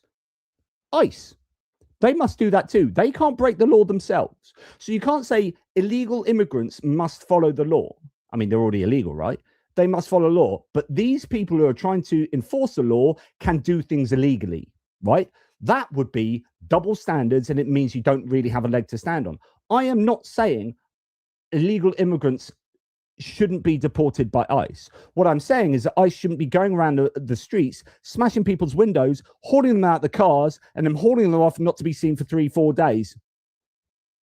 Illegally, unconstitutionally. So if you want to support that, Lenny, you're just a bad person. You're just a bad person. If you look at these videos that I've just spent bloody 1.5 hours showing you, if you look at those videos and say, that's what I want to see in my country, yay, woman getting hauled out of cars, smashed windows, and do you know that woman that was trying to drive away from ICE and got shot in the face 3 times?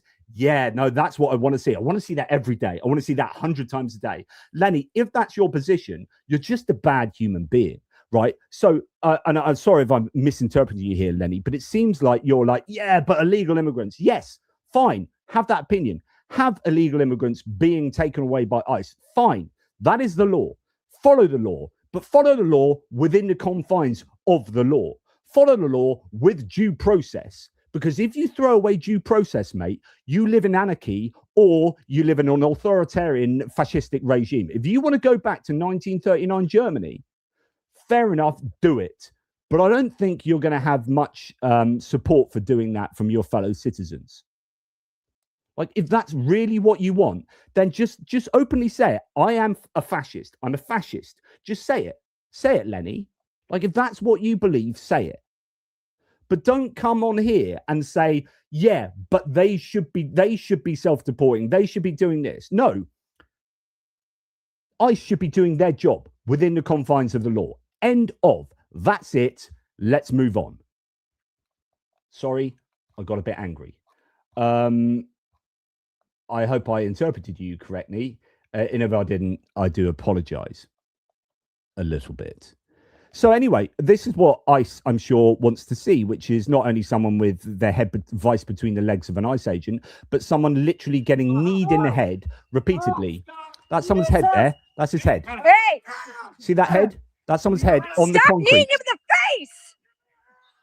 That's his face! And again, kneed in the head. Oh, stop. Jesus! 1, 2, 3, 4, 5. 5 ICE agents on top of this guy, kneeing him in the head. Oh, but it's his fault. He should have self-deported. It's his fault, says Lenny. He should have self-deported. Okay, sure thing, right? You know. Yeah. So why is this happening? Why do ICE agents act like that? Well, let's look at this fascinating article. And actually, they talk about this a lot in the Pod Save America video that I referenced earlier. It's an extraordinary story. So this is written by, is it Laura Jadid, right? So she's written an article. You've heard about who ICE is recruiting. The truth is far worse, and I'm the proof. What happens when you do minimal screening before hiring agents, arming them, and sending them out into the streets? We're all finding out. So she signed up for ICE and got taken in, and she was woefully unqualified to do so. So ICE is doing 0 background checks on their applicants. The author got officially hired at ICE despite being a prominent online lefty, failing a drug test, and not even completing the paperwork.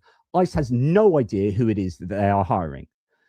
So that is an article that many people are saying, you know, go and watch that. And in fact, if we go back to where were we? It was back in the video section. Sorry about this.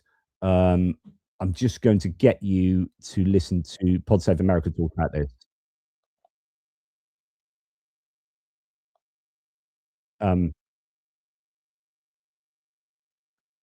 Yes, here it is. Right. Okay. So here we go. In Afghanistan, and she fights with American citizens to further justify his crackdown. Like, that is the goal here.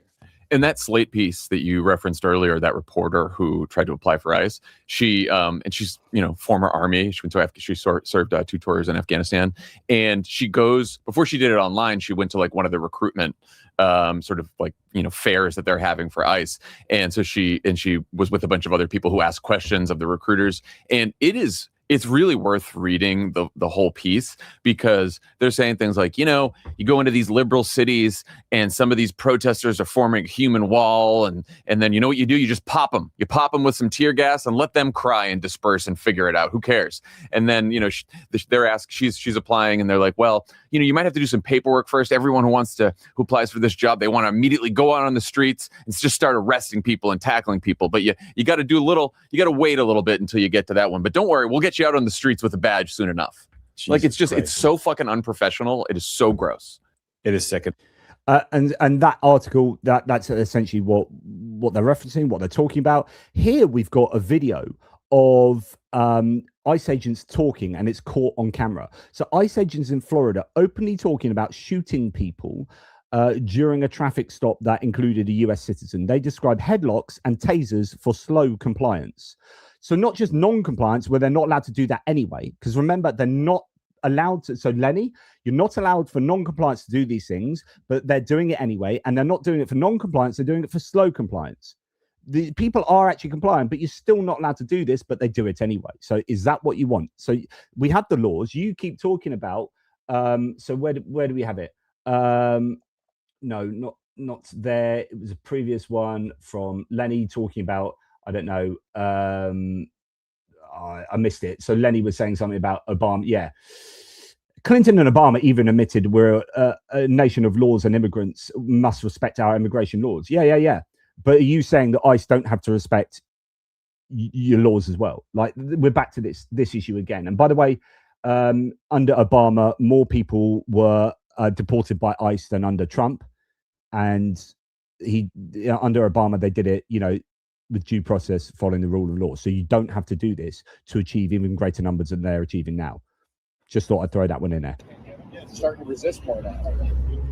We're gonna end up shooting somebody. If you keep going like this, they're gonna start fighting. Like this kid goes saying, "What's wrong you? No, you can't do that.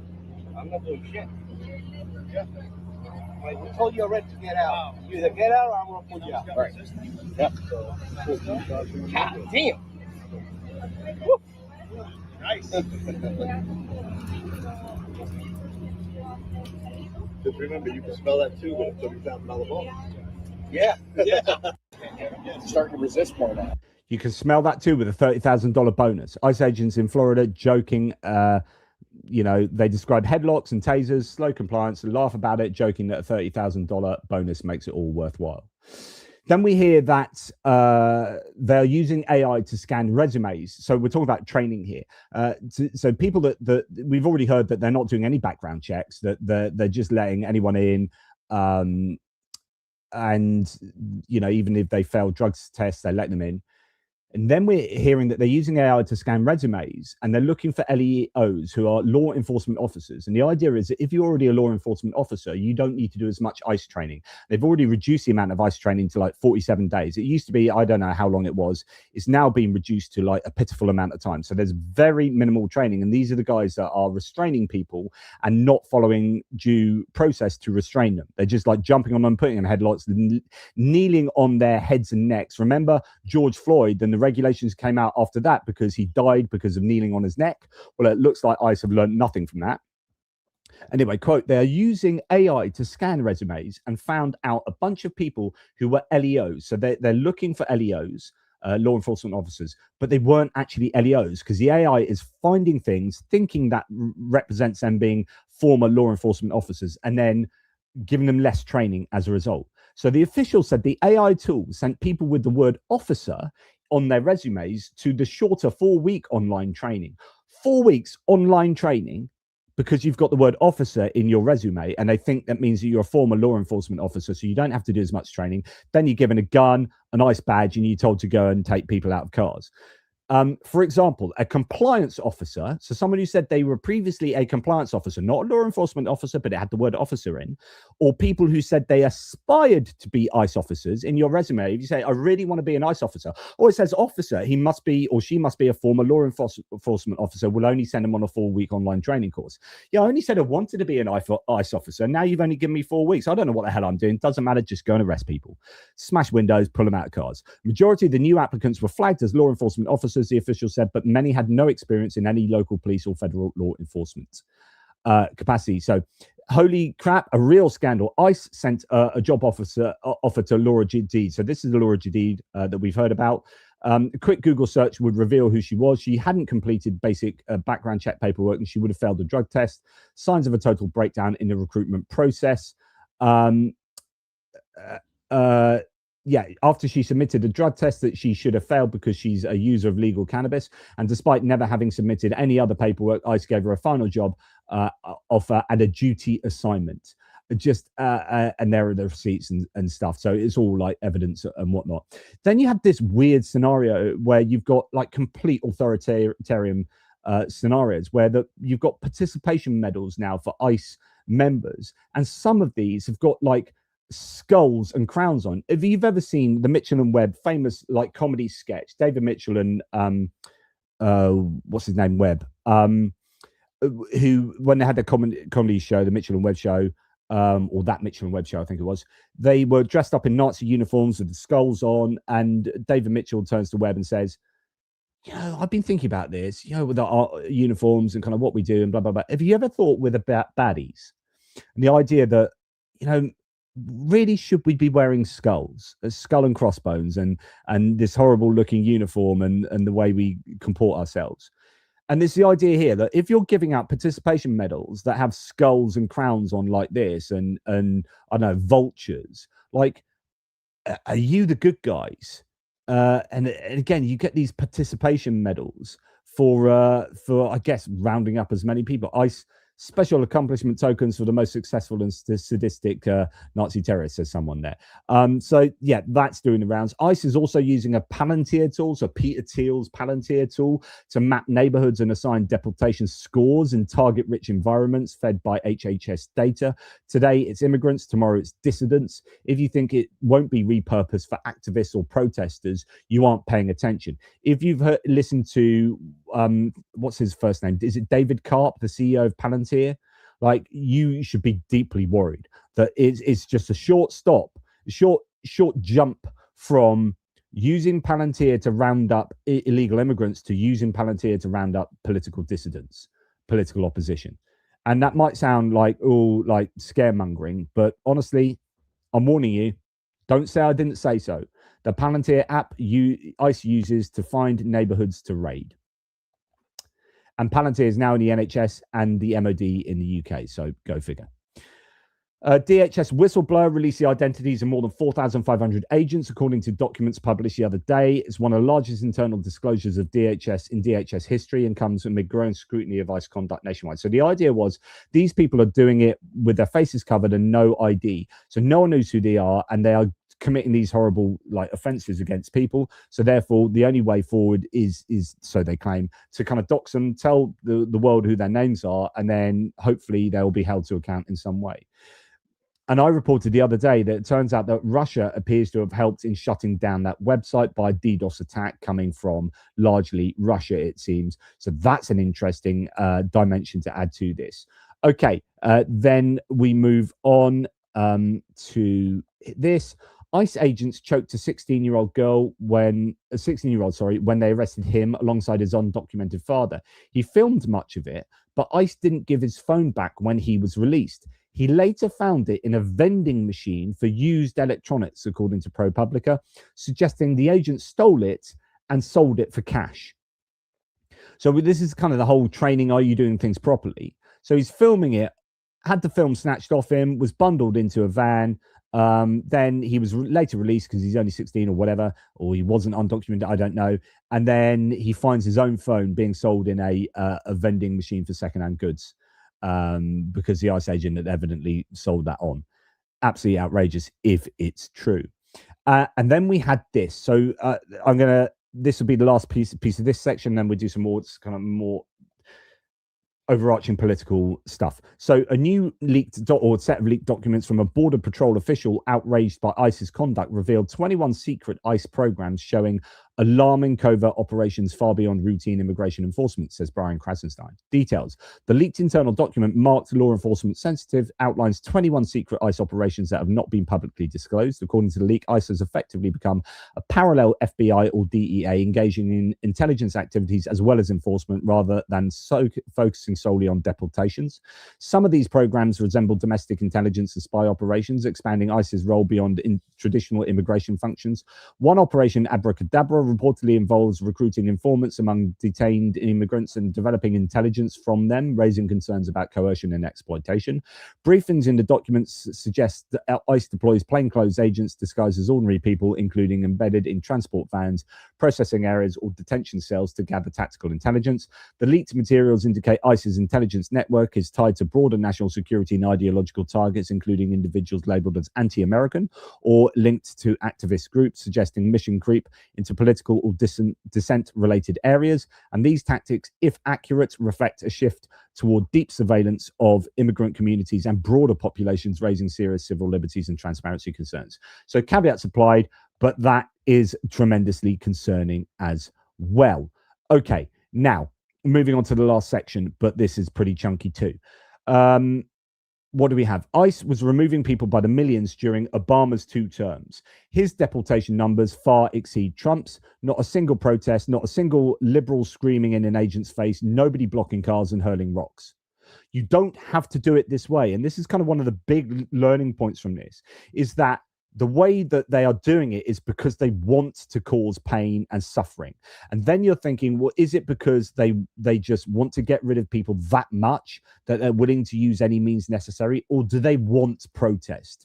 Do they want an excuse to bring in the Insurrection Act and therefore to clamp down on political opposition and therefore shut down any elections? You know, what is going on here? Because under Obama, ICE was doing its job. There were no masks, no beating up women, no arresting and killing citizens. ICE was immigration and customs enforcement. Under Trump, ICE has nothing to do with immigration. They are Trump's personal Nazi army, and people really hate Nazis. Or at least most decent people do, it has to be said. So there is that.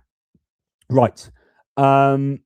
It's also worth noting that Trump's spending $30 billion on 10,000 more ICE agents would cover all Affordable Care Act subsidies for a year, so healthcare, and all RX copays. So copays for those in the UK are what the Americans call excess. So we pay excess on an insurance claim. If you have health insurance, you pay an excess. So yeah, okay, I've got an ambulance takes me and I have to have this kind of treatment at the hospital. That costs the hospital, or that costs the insurance like $15,000. I have to pay a copay of, I don't know how much it is. In the UK, this is anathema to us because you just get you phone up 999, you get an ambulance, you go to hospital, you get your treatment and you leave. Job done, and people pay their taxes. But anyway, it would end copays, eliminate all medical debt if they put that $30 billion towards something else other than hiring 10,000 more ICE agents. So he's literally making it easier to kill people than to let them live. Rather ICE than healthcare. And that, I think, is an interesting way of looking at things. More Lies says this particular source, the people picked up on the streets in these masked ICE raids, and this goes back to Lenny speaking in the comments. Lenny saying, oh, you know, illegal immigrants, blah, blah, blah. But actually, are they illegal immigrants? So the people picked up on the streets in these mass ICE raids are not criminals who could have been picked up at jails. They are racially profiled workers. Trump's policy is explicitly designed not to target public safety threats. It's indefensible, hence the lies. So JD Vance saying this is an extremely important point. You're only seeing chaotic ICE raids in blue sanctuary cities where local officials are fighting against federal law enforcement. The chaos is created by leaders who'd rather promote rioting in their streets and follow the law. That is demonstrably false. And it's false because when you look at what is going on with these raids, the spike in these numbers from these federal operations so Trump took office, you had loads more ICE operations going on, and there was more with pending criminal charges. Other past convictions and pending criminal charges, yep. But then the big spike comes here with ICE going pretty crazy. That came with people with no criminal charges. And now you've got considerably more people with no criminal charges. And then, you know, here it is with a different scale. And that's in Los Angeles at the top. And in Washington, D.C., even more so. So remember when ICE went to L.A. and then went to Washington. Now in Minnesota, it's going to be the same thing, which is these people that are being taken off the streets are people with no criminal charges. So the idea that they're going for the worst of the worst first. And the DHS have that on their website, dhs.gov/WOW,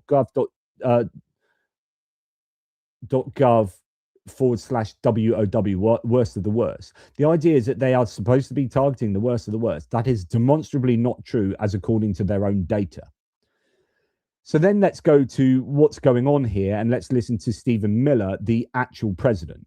To all ICE officers, you have federal immunity in the conduct of your duties. And anybody who lays a hand on you or tries to stop you or tries to obstruct you is committing a felony. You have immunity to perform your duties, and no one, no city official, no state official, no illegal alien, no leftist agitator or domestic insurrectionist can prevent you from fulfilling your legal obligations and duties. And the Department of Justice has made clear that if officials cross that line into obstruction, into criminal conspiracy against the United States or against ICE officers, then they will face justice. So Stephen Miller here is saying they've got complete immunity. ICE officers can do that what they like, and if you try and stop them, you're going to be done.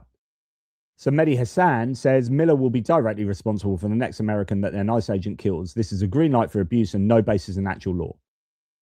Wow, just wow. So he's basically just saying ICE officers can do what they like. Homeland Security reminder does that to all ICE officers. So they then repeat what Stephen Miller just said. That's what he said verbatim.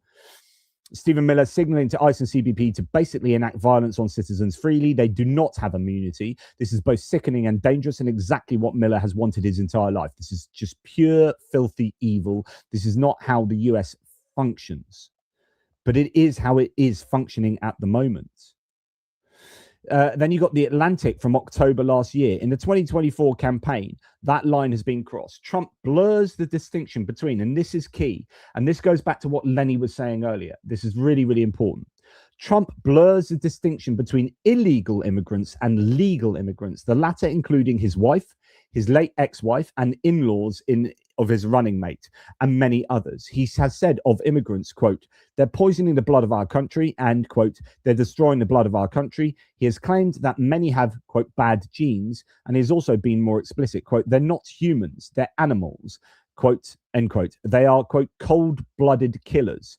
He refers more broadly to his opponents, American citizens, some of whom are elected officials, as, quote, the enemy from within, sick people, radical left lunatics. Not only do they have no rights, they should be handled by, he has said, if necessary, National Guard, or if really necessary, by the military. And that, again, could be where we are going. That's a reminder from last year. So then you've got Donald Trump saying, do the people of Minnesota really want to live in a community in which there are thousands of already convicted murderers? They're there. Drug dealers and addicts, rapists, violent and released and escaped prisoners, dangerous people from foreign mental institutions and insane asylums. Again, he doesn't understand that asylum seekers are people who are seeking political asylum. They're not people coming from mental asylums.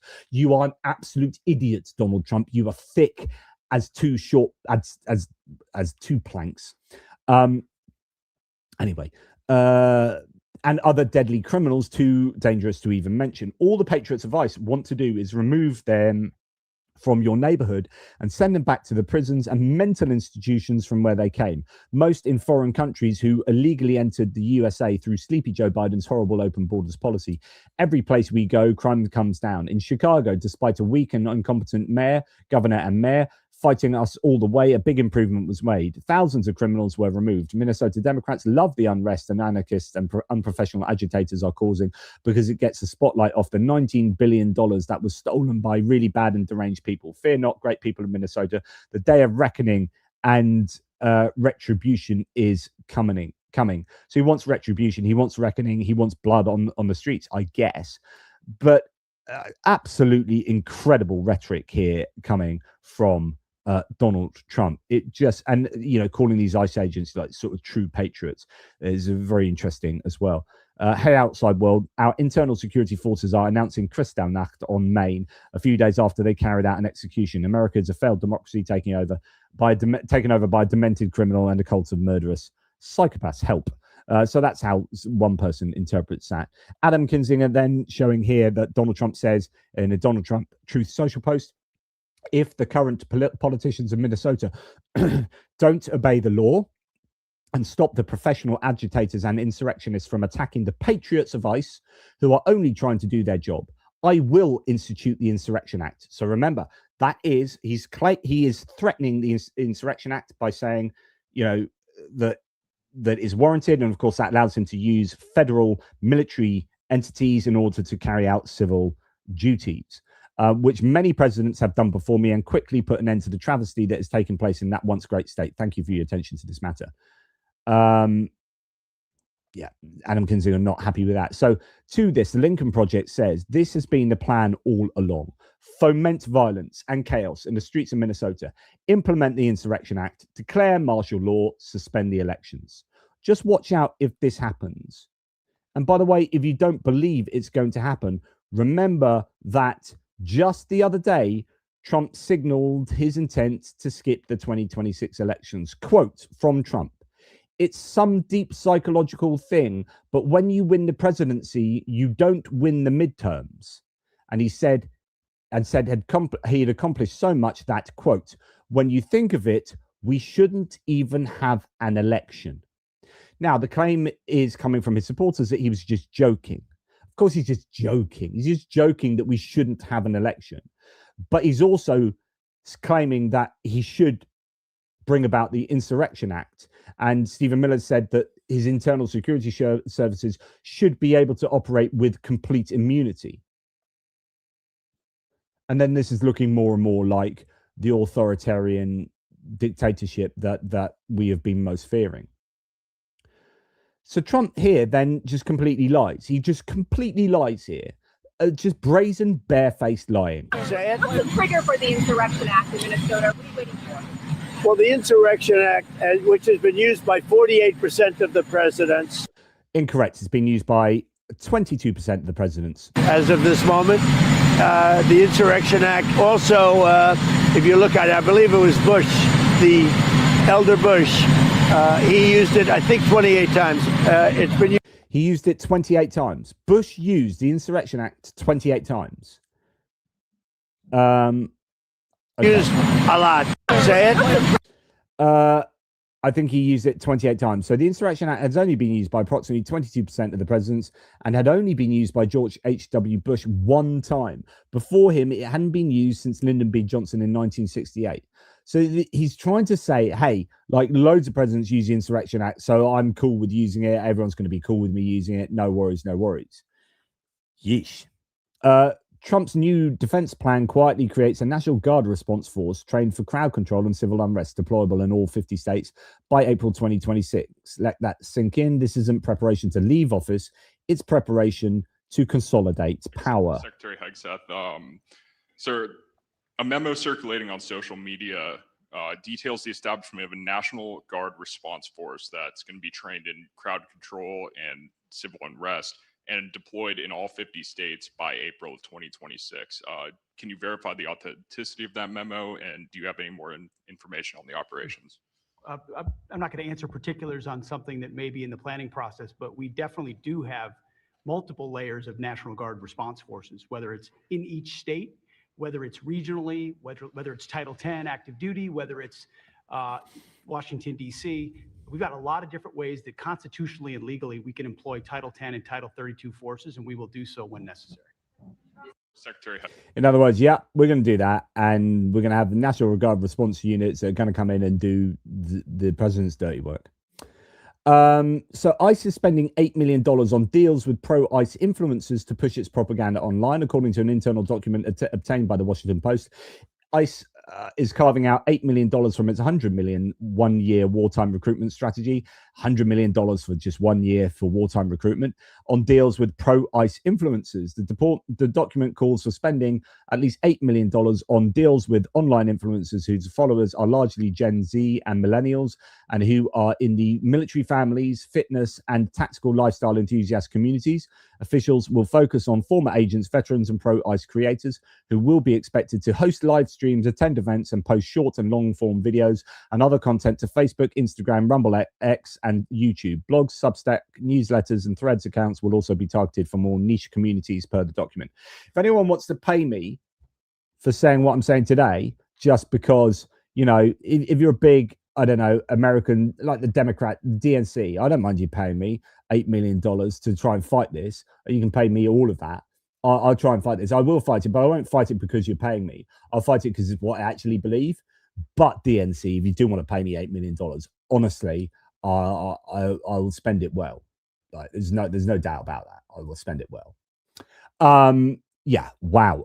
But completely unsurprising. The objective, according to the document, is to build trust through authentic peer-to-peer messaging and to normalize the humanized careers in ICE through storytelling and lived experiences. The document says it expects that more than 5,000 applicants will come through the influencer program, costing ICE about $1,500 per application. Here we have a source saying, I'm probably out over my skis in saying this, but I think we've hit a tipping point in the US. ICE is becoming a terrible, terrible issue for Trump and the GOP. So we're going into some stats now, some polling, and is making Americans understand that what totalitarianism actually looks like. I think there's a very high probability that Trump and Vance lost their future Reich this week, or that it tips bad and conflict spirals out of control. To be clear, I think this is right now an inflection point, and things on the outside will get worse, probably much worse before they get better. But I think the landslide against this totalitarian bunch has begun, and it is impossible to stop without troops in the street. I do wonder. I mean, very interesting times. Obviously, it does feel like an inflection point. But if you can tie this together with, like, Greenland, for example, with him wanting to invade Greenland, you were starting to hear Republicans pushing back. Representative Don Bacon from Nebraska has just said, I would impeach Trump if he invaded Greenland, and there are other Republicans who would do that too. So apparently there's an appetite for impeaching Trump from within the Republican Party. But you tie that together with massively authoritarian leaning activity like this, and actually this could be a recipe for problem for Trump going forward and into the midterms. The question is, like, will he just fight that kind of pushback with his own suppression? And will it just force him to get even more authoritarian? But, you know, it's these choices that are being made at the moment. Brooke Rollins here is saying just something different here. Just talking about how, you know, essentially grocery prices have gone up, right? But he's not concentrating on that. I think the question you're asking, and it's a really important one, is while we're asking Americans to reconsider what they're eating, are we actually asking Americans, especially those who are living on the margins, are we asking them to spend more on their diet? And the answer to that is no. We've run over 1,000 simulations. It can cost around $3 a meal for a piece of chicken, a piece of broccoli, you know, corn tortilla, and one other thing. She's saying, look, if you're living on breadline, we've run this loads of times. $3, you can live on a meal. There's a meal. You get a piece of broccoli, a corn tortilla, one other thing, like an M&M, and a piece of chicken. There you go. Chicken drumstick. There you go. That's your meal. $3. So stop whinging. So here she is trying to justify the fact that prices have gone up. And that's what you get. So that's a nice $3 meal. Now, okay, but it's this view up here that drew me to playing to that video, which is you're elected fascists because you thought they would give you a stimulus check and bring down the cost of groceries. And a year later, they're telling you to limit your meals to a piece of chicken, a piece of broccoli, a corn tortilla. And at the same time, by the way, they're pulling people out their cars, smashing windows, shearing seatbelts, and hog tying people and taking them off to who knows where. But it's all right because for $3 you can get a piece of broccoli, a corn tortilla, a piece of chicken, and one other thing. So happy days. It's about, you know, a lack of focus on the things that the people did vote Trump in for immigration, right? But they don't like it being done the wrong way. So, you know, Lenny's got a point earlier in you know, if we were to be as charitable as possible to him, but it's about doing it properly, right? And you can do it properly. Obama showed us how it could be done properly. You don't need to break the laws. You don't need to become fascistic. You don't need to be horrendous. And it's only going to lead to unrest. And now, is the point the unrest? That's the question. The question that we need to have answered is the whole point of this civil unrest?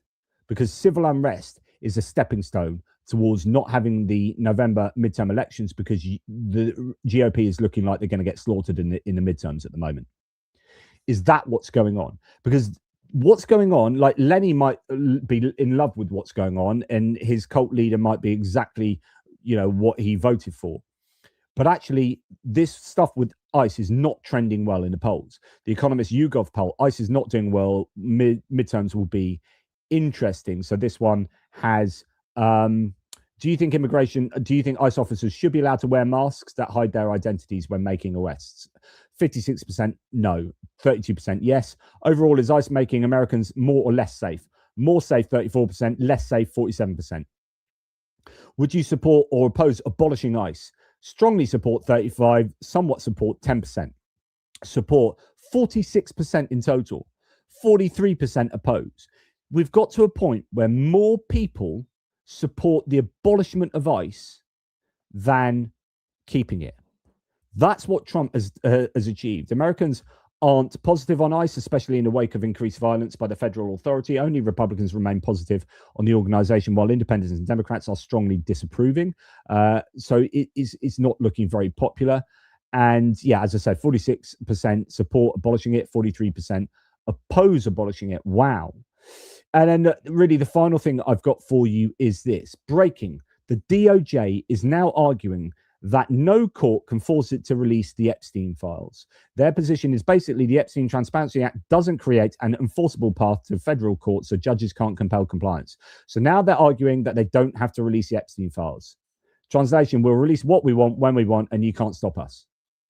So just to remind you that the Epstein files are still going on and they're still not releasing them. And now they're trying to find a legal way to get around not releasing them. They're not interested. It's not part of their agenda. Right, that's a lot of me talking. I'm sorry it's taken so long. 2 hours of me doing this. So just going to get to my thank yous. Julian Rossiter, Parliament will debate the petition on Russian interference in UK politics on February the 6th. That's brilliant. Not on topic, but that's really good. I'm going to have to look into that, Julian. So thank you for the heads up there. That is really good heads up. Remember to push a like button, folks. Yes, says L for R5 man. I thank you for that. Got loads of comments. Courts have said multiple times that they have to identify themselves and have more clearly visible identification. ICE is breaking federal law, but the crooks are running the Justice Department. They're not enforcing their own laws, are they? Absolutely. Thanks for that, Darren. And I think it's Darren that did my caveats for my Ukraine videos, hits and losses videos. So thank you, Darren. Caroline Levitt, real life Miss Piggy. I want to feed her slop while she oinks for me, while her cloven hooves kick the air.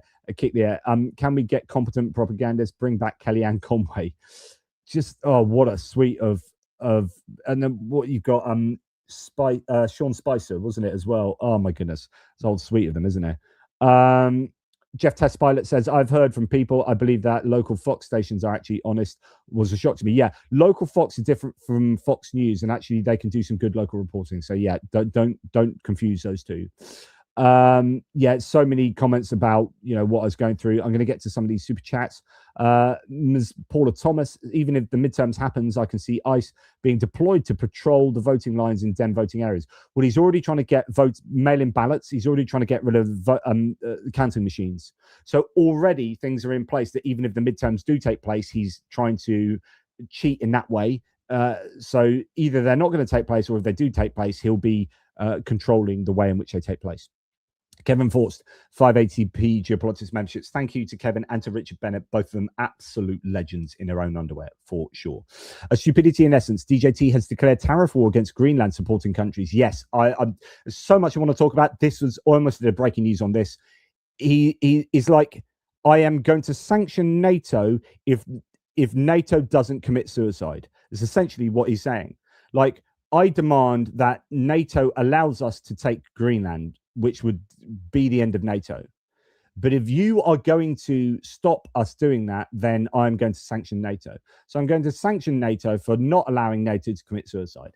That is how you interpret that. Honestly, it is horrendous.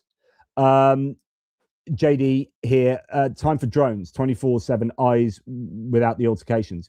I wonder whether you're going to have protest drones as well as ICE drones and enforcement drones, and then you'll have electronic warfare. Are we seeing the militarization of society going forward? I wonder. Jerry Krause says, what an insane world we live in. That's exactly what I think at the moment, and that's why I'm worried enough to do a whole 2-hour video on this topic alone. Who's popping? Justice is coming. I blooming well hope so. I mean, the question is, what happens? Say the Democrats take back presidency in the House and the Senate in 2028. What do they do? What do they like? You could see a move to impeach and actually arrest an awful lot of the people who are in government at the moment. If I was someone like Pam Bondi, I would be worried. I'd be really worried now, and any Stephen Miller, all these people, I'd be worried going forward. And that's probably why they're going to fight tooth and nail to make sure the Democrats never get in again. US Congress needs to wake up and stop this. Yes, they do, stupidity. Who adds, it only takes one US citizen to fight back with a weapon and it all blows up into a civil war. It is that infected. And that's what they want. They want that, I think, that trigger moment. I think that is a real worry there. comparison, in Norway, police have a basic 3-year education before any specialization. ICE is a specialization. Customs and immigration will require at least 5 years of higher education. I read out to you the other day the comparison between all the kind of ICE and their equivalents around the world, and ICE are like by far and away the least trained, by far and away. So Viggo, great comment. Kevin, this is off topic, but this story will become important. Pentagon bought device through undercover operation. Some investigators suspect it linked to Havana syndrome. Yes, the story is that they actually bought a device off the Ukrainians who got it off the Russians, which is a special kind of sonic device, Havana syndrome. So actually, yep, I'll be talking about that at some point. Mitch Mazarol, my Canadian ledge. I'm not sure the current administration could do a worse job of avoiding a reasonable comparison to 1920s German SA and the actions of ICE. No matter what, not a good look. Yeah, 100%. That like they are trying as hard as they possibly can to make themselves look just like 1930s Germany, 1920s Germany. They've kind of squeezed in, like they squeezed in 10 years of Erdogan, 10 years of Viktor Orban, but got further than both of those nations in 1 year. And they've galloped past what the Germans were able to achieve. Go and read Ruth Ben-Hiat's book, The Strong Men. Although it was written before the Trump 2.0, it's after Trump 1.0. It is really interesting about how you move from democracy to authoritarian, and how they do that. And the Trump administration is just expediting that super quick. Thanks, Mitch. You're a total legend. Really appreciate your support. And finally, Lisa says, thanks for covering my city news. Hope Minneapolis comes back to normal soon. So scared for my friends. I've seen so many comments in a live thread. I'm sure Benny Pie saw them as well, that I've been unable to really flag up. But so many people saying that's 2 blocks from where I live. That's 1 block from where I live. Of these different videos I was showing you earlier. This is real stuff happening to real people in real places. And just imagine living somewhere like Minneapolis. Would you want that to be your home city, your hometown? It's just super worrying for the people that live there. This is not even NAM. There are rules. There were rules in NAM, maybe. ICE agents tell protesters, "I haven't you learned your lesson yet?" Apparently referring to Renee Good shooting. Yeah, calling her, saying stuff like, "Yeah, we shot that lesbian bitch." You know, sorry to use that language, but that's what they're saying to people. You know, you need to look out. You'll end up like her. So they're unapologetic as to what happened with poor Renee Nicole Good. You know, shooting her 3 times in the face. Don't really care. It'll happen to you if you're not careful. Saying to that kid that was protesting, "Do you want a bullet in your face?" Just yeah, this is you know, it's really worrying. So the question is, you know, what now? What's the real agenda? But I think it's incontrovertible now that what the ICE agents are doing, and therefore what the Trump administration is doing, is indefensible. What is their real agenda? But they have broken the law. They are doing horrific things. Protesters are justified in protesting that. Goodness me, that should be protested. It is not acceptable. By all accounts, you know, fulfill the agenda of ICE, but do it within the confines of the law that exist already. Follow your own rules and norms and processes. Follow due process. And if you're not going to do that, then you are entering into a realm of chaos, but then actually authoritarian dictatorship and autocracy. I was almost losing my voice at the end there. That is 2 hours and 7 minutes of non-stop talking. I sometimes think about this, guys. I know I've been banging on too long, but sometimes I come off my lives and I'm in awe of myself. Only on account of I've just spoken for 2 hours without taking a breath. How many people do that on a daily basis? So normally, if you're on radio, you're talking to people, then you've got music on, then you're interviewing. But when I don't have someone I'm talking to, I'm literally, you can't have dead air. So I try really hard not to have dead air on my lives. And I just don't stop talking. And I rely on my brain to get me through 2 hours of making cogent sense here. And sometimes I get off and like, oh yeah, you did a lot. That was a lot of words, mate. That's an impressive amount of words. No breaths.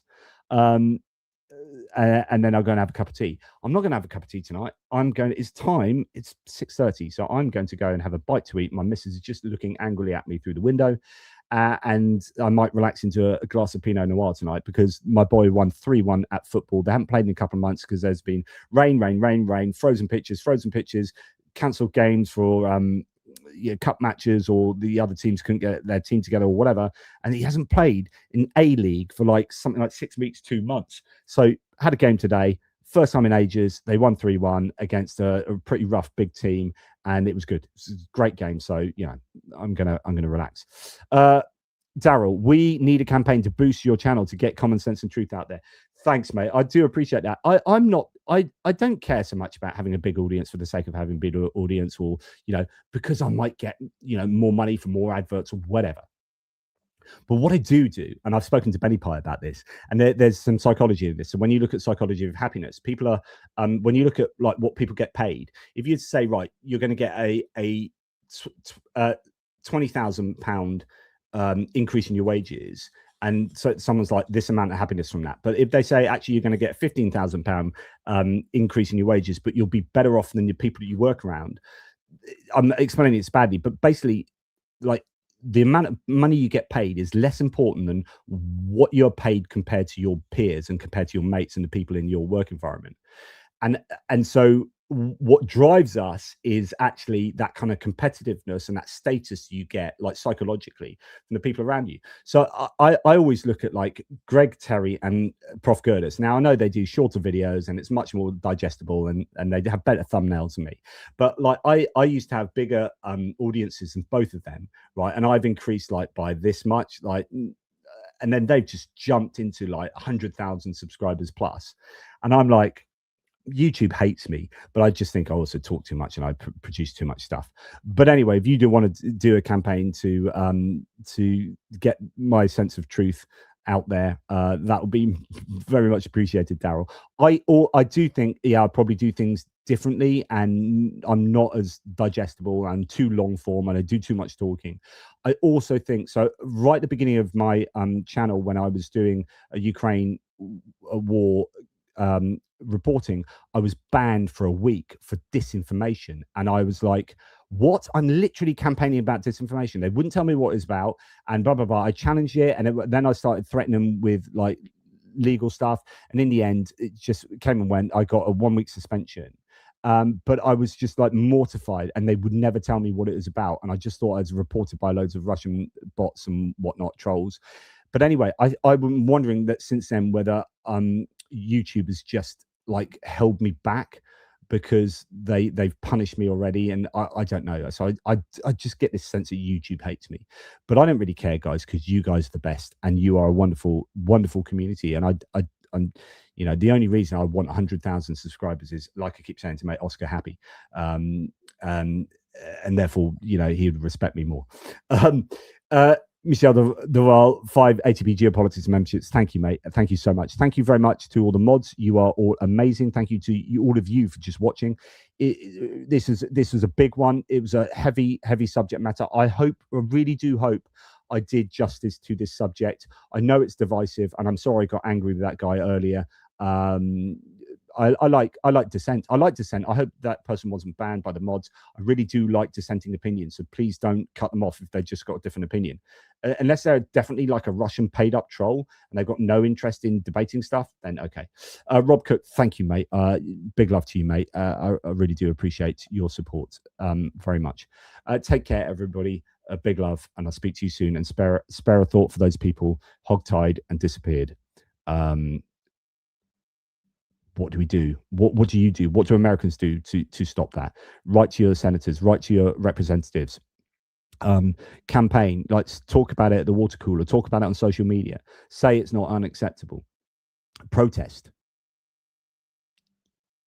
You have rights, exercise them, exercise those rights, because if you don't, you'll wake up one day and you'll have lost them.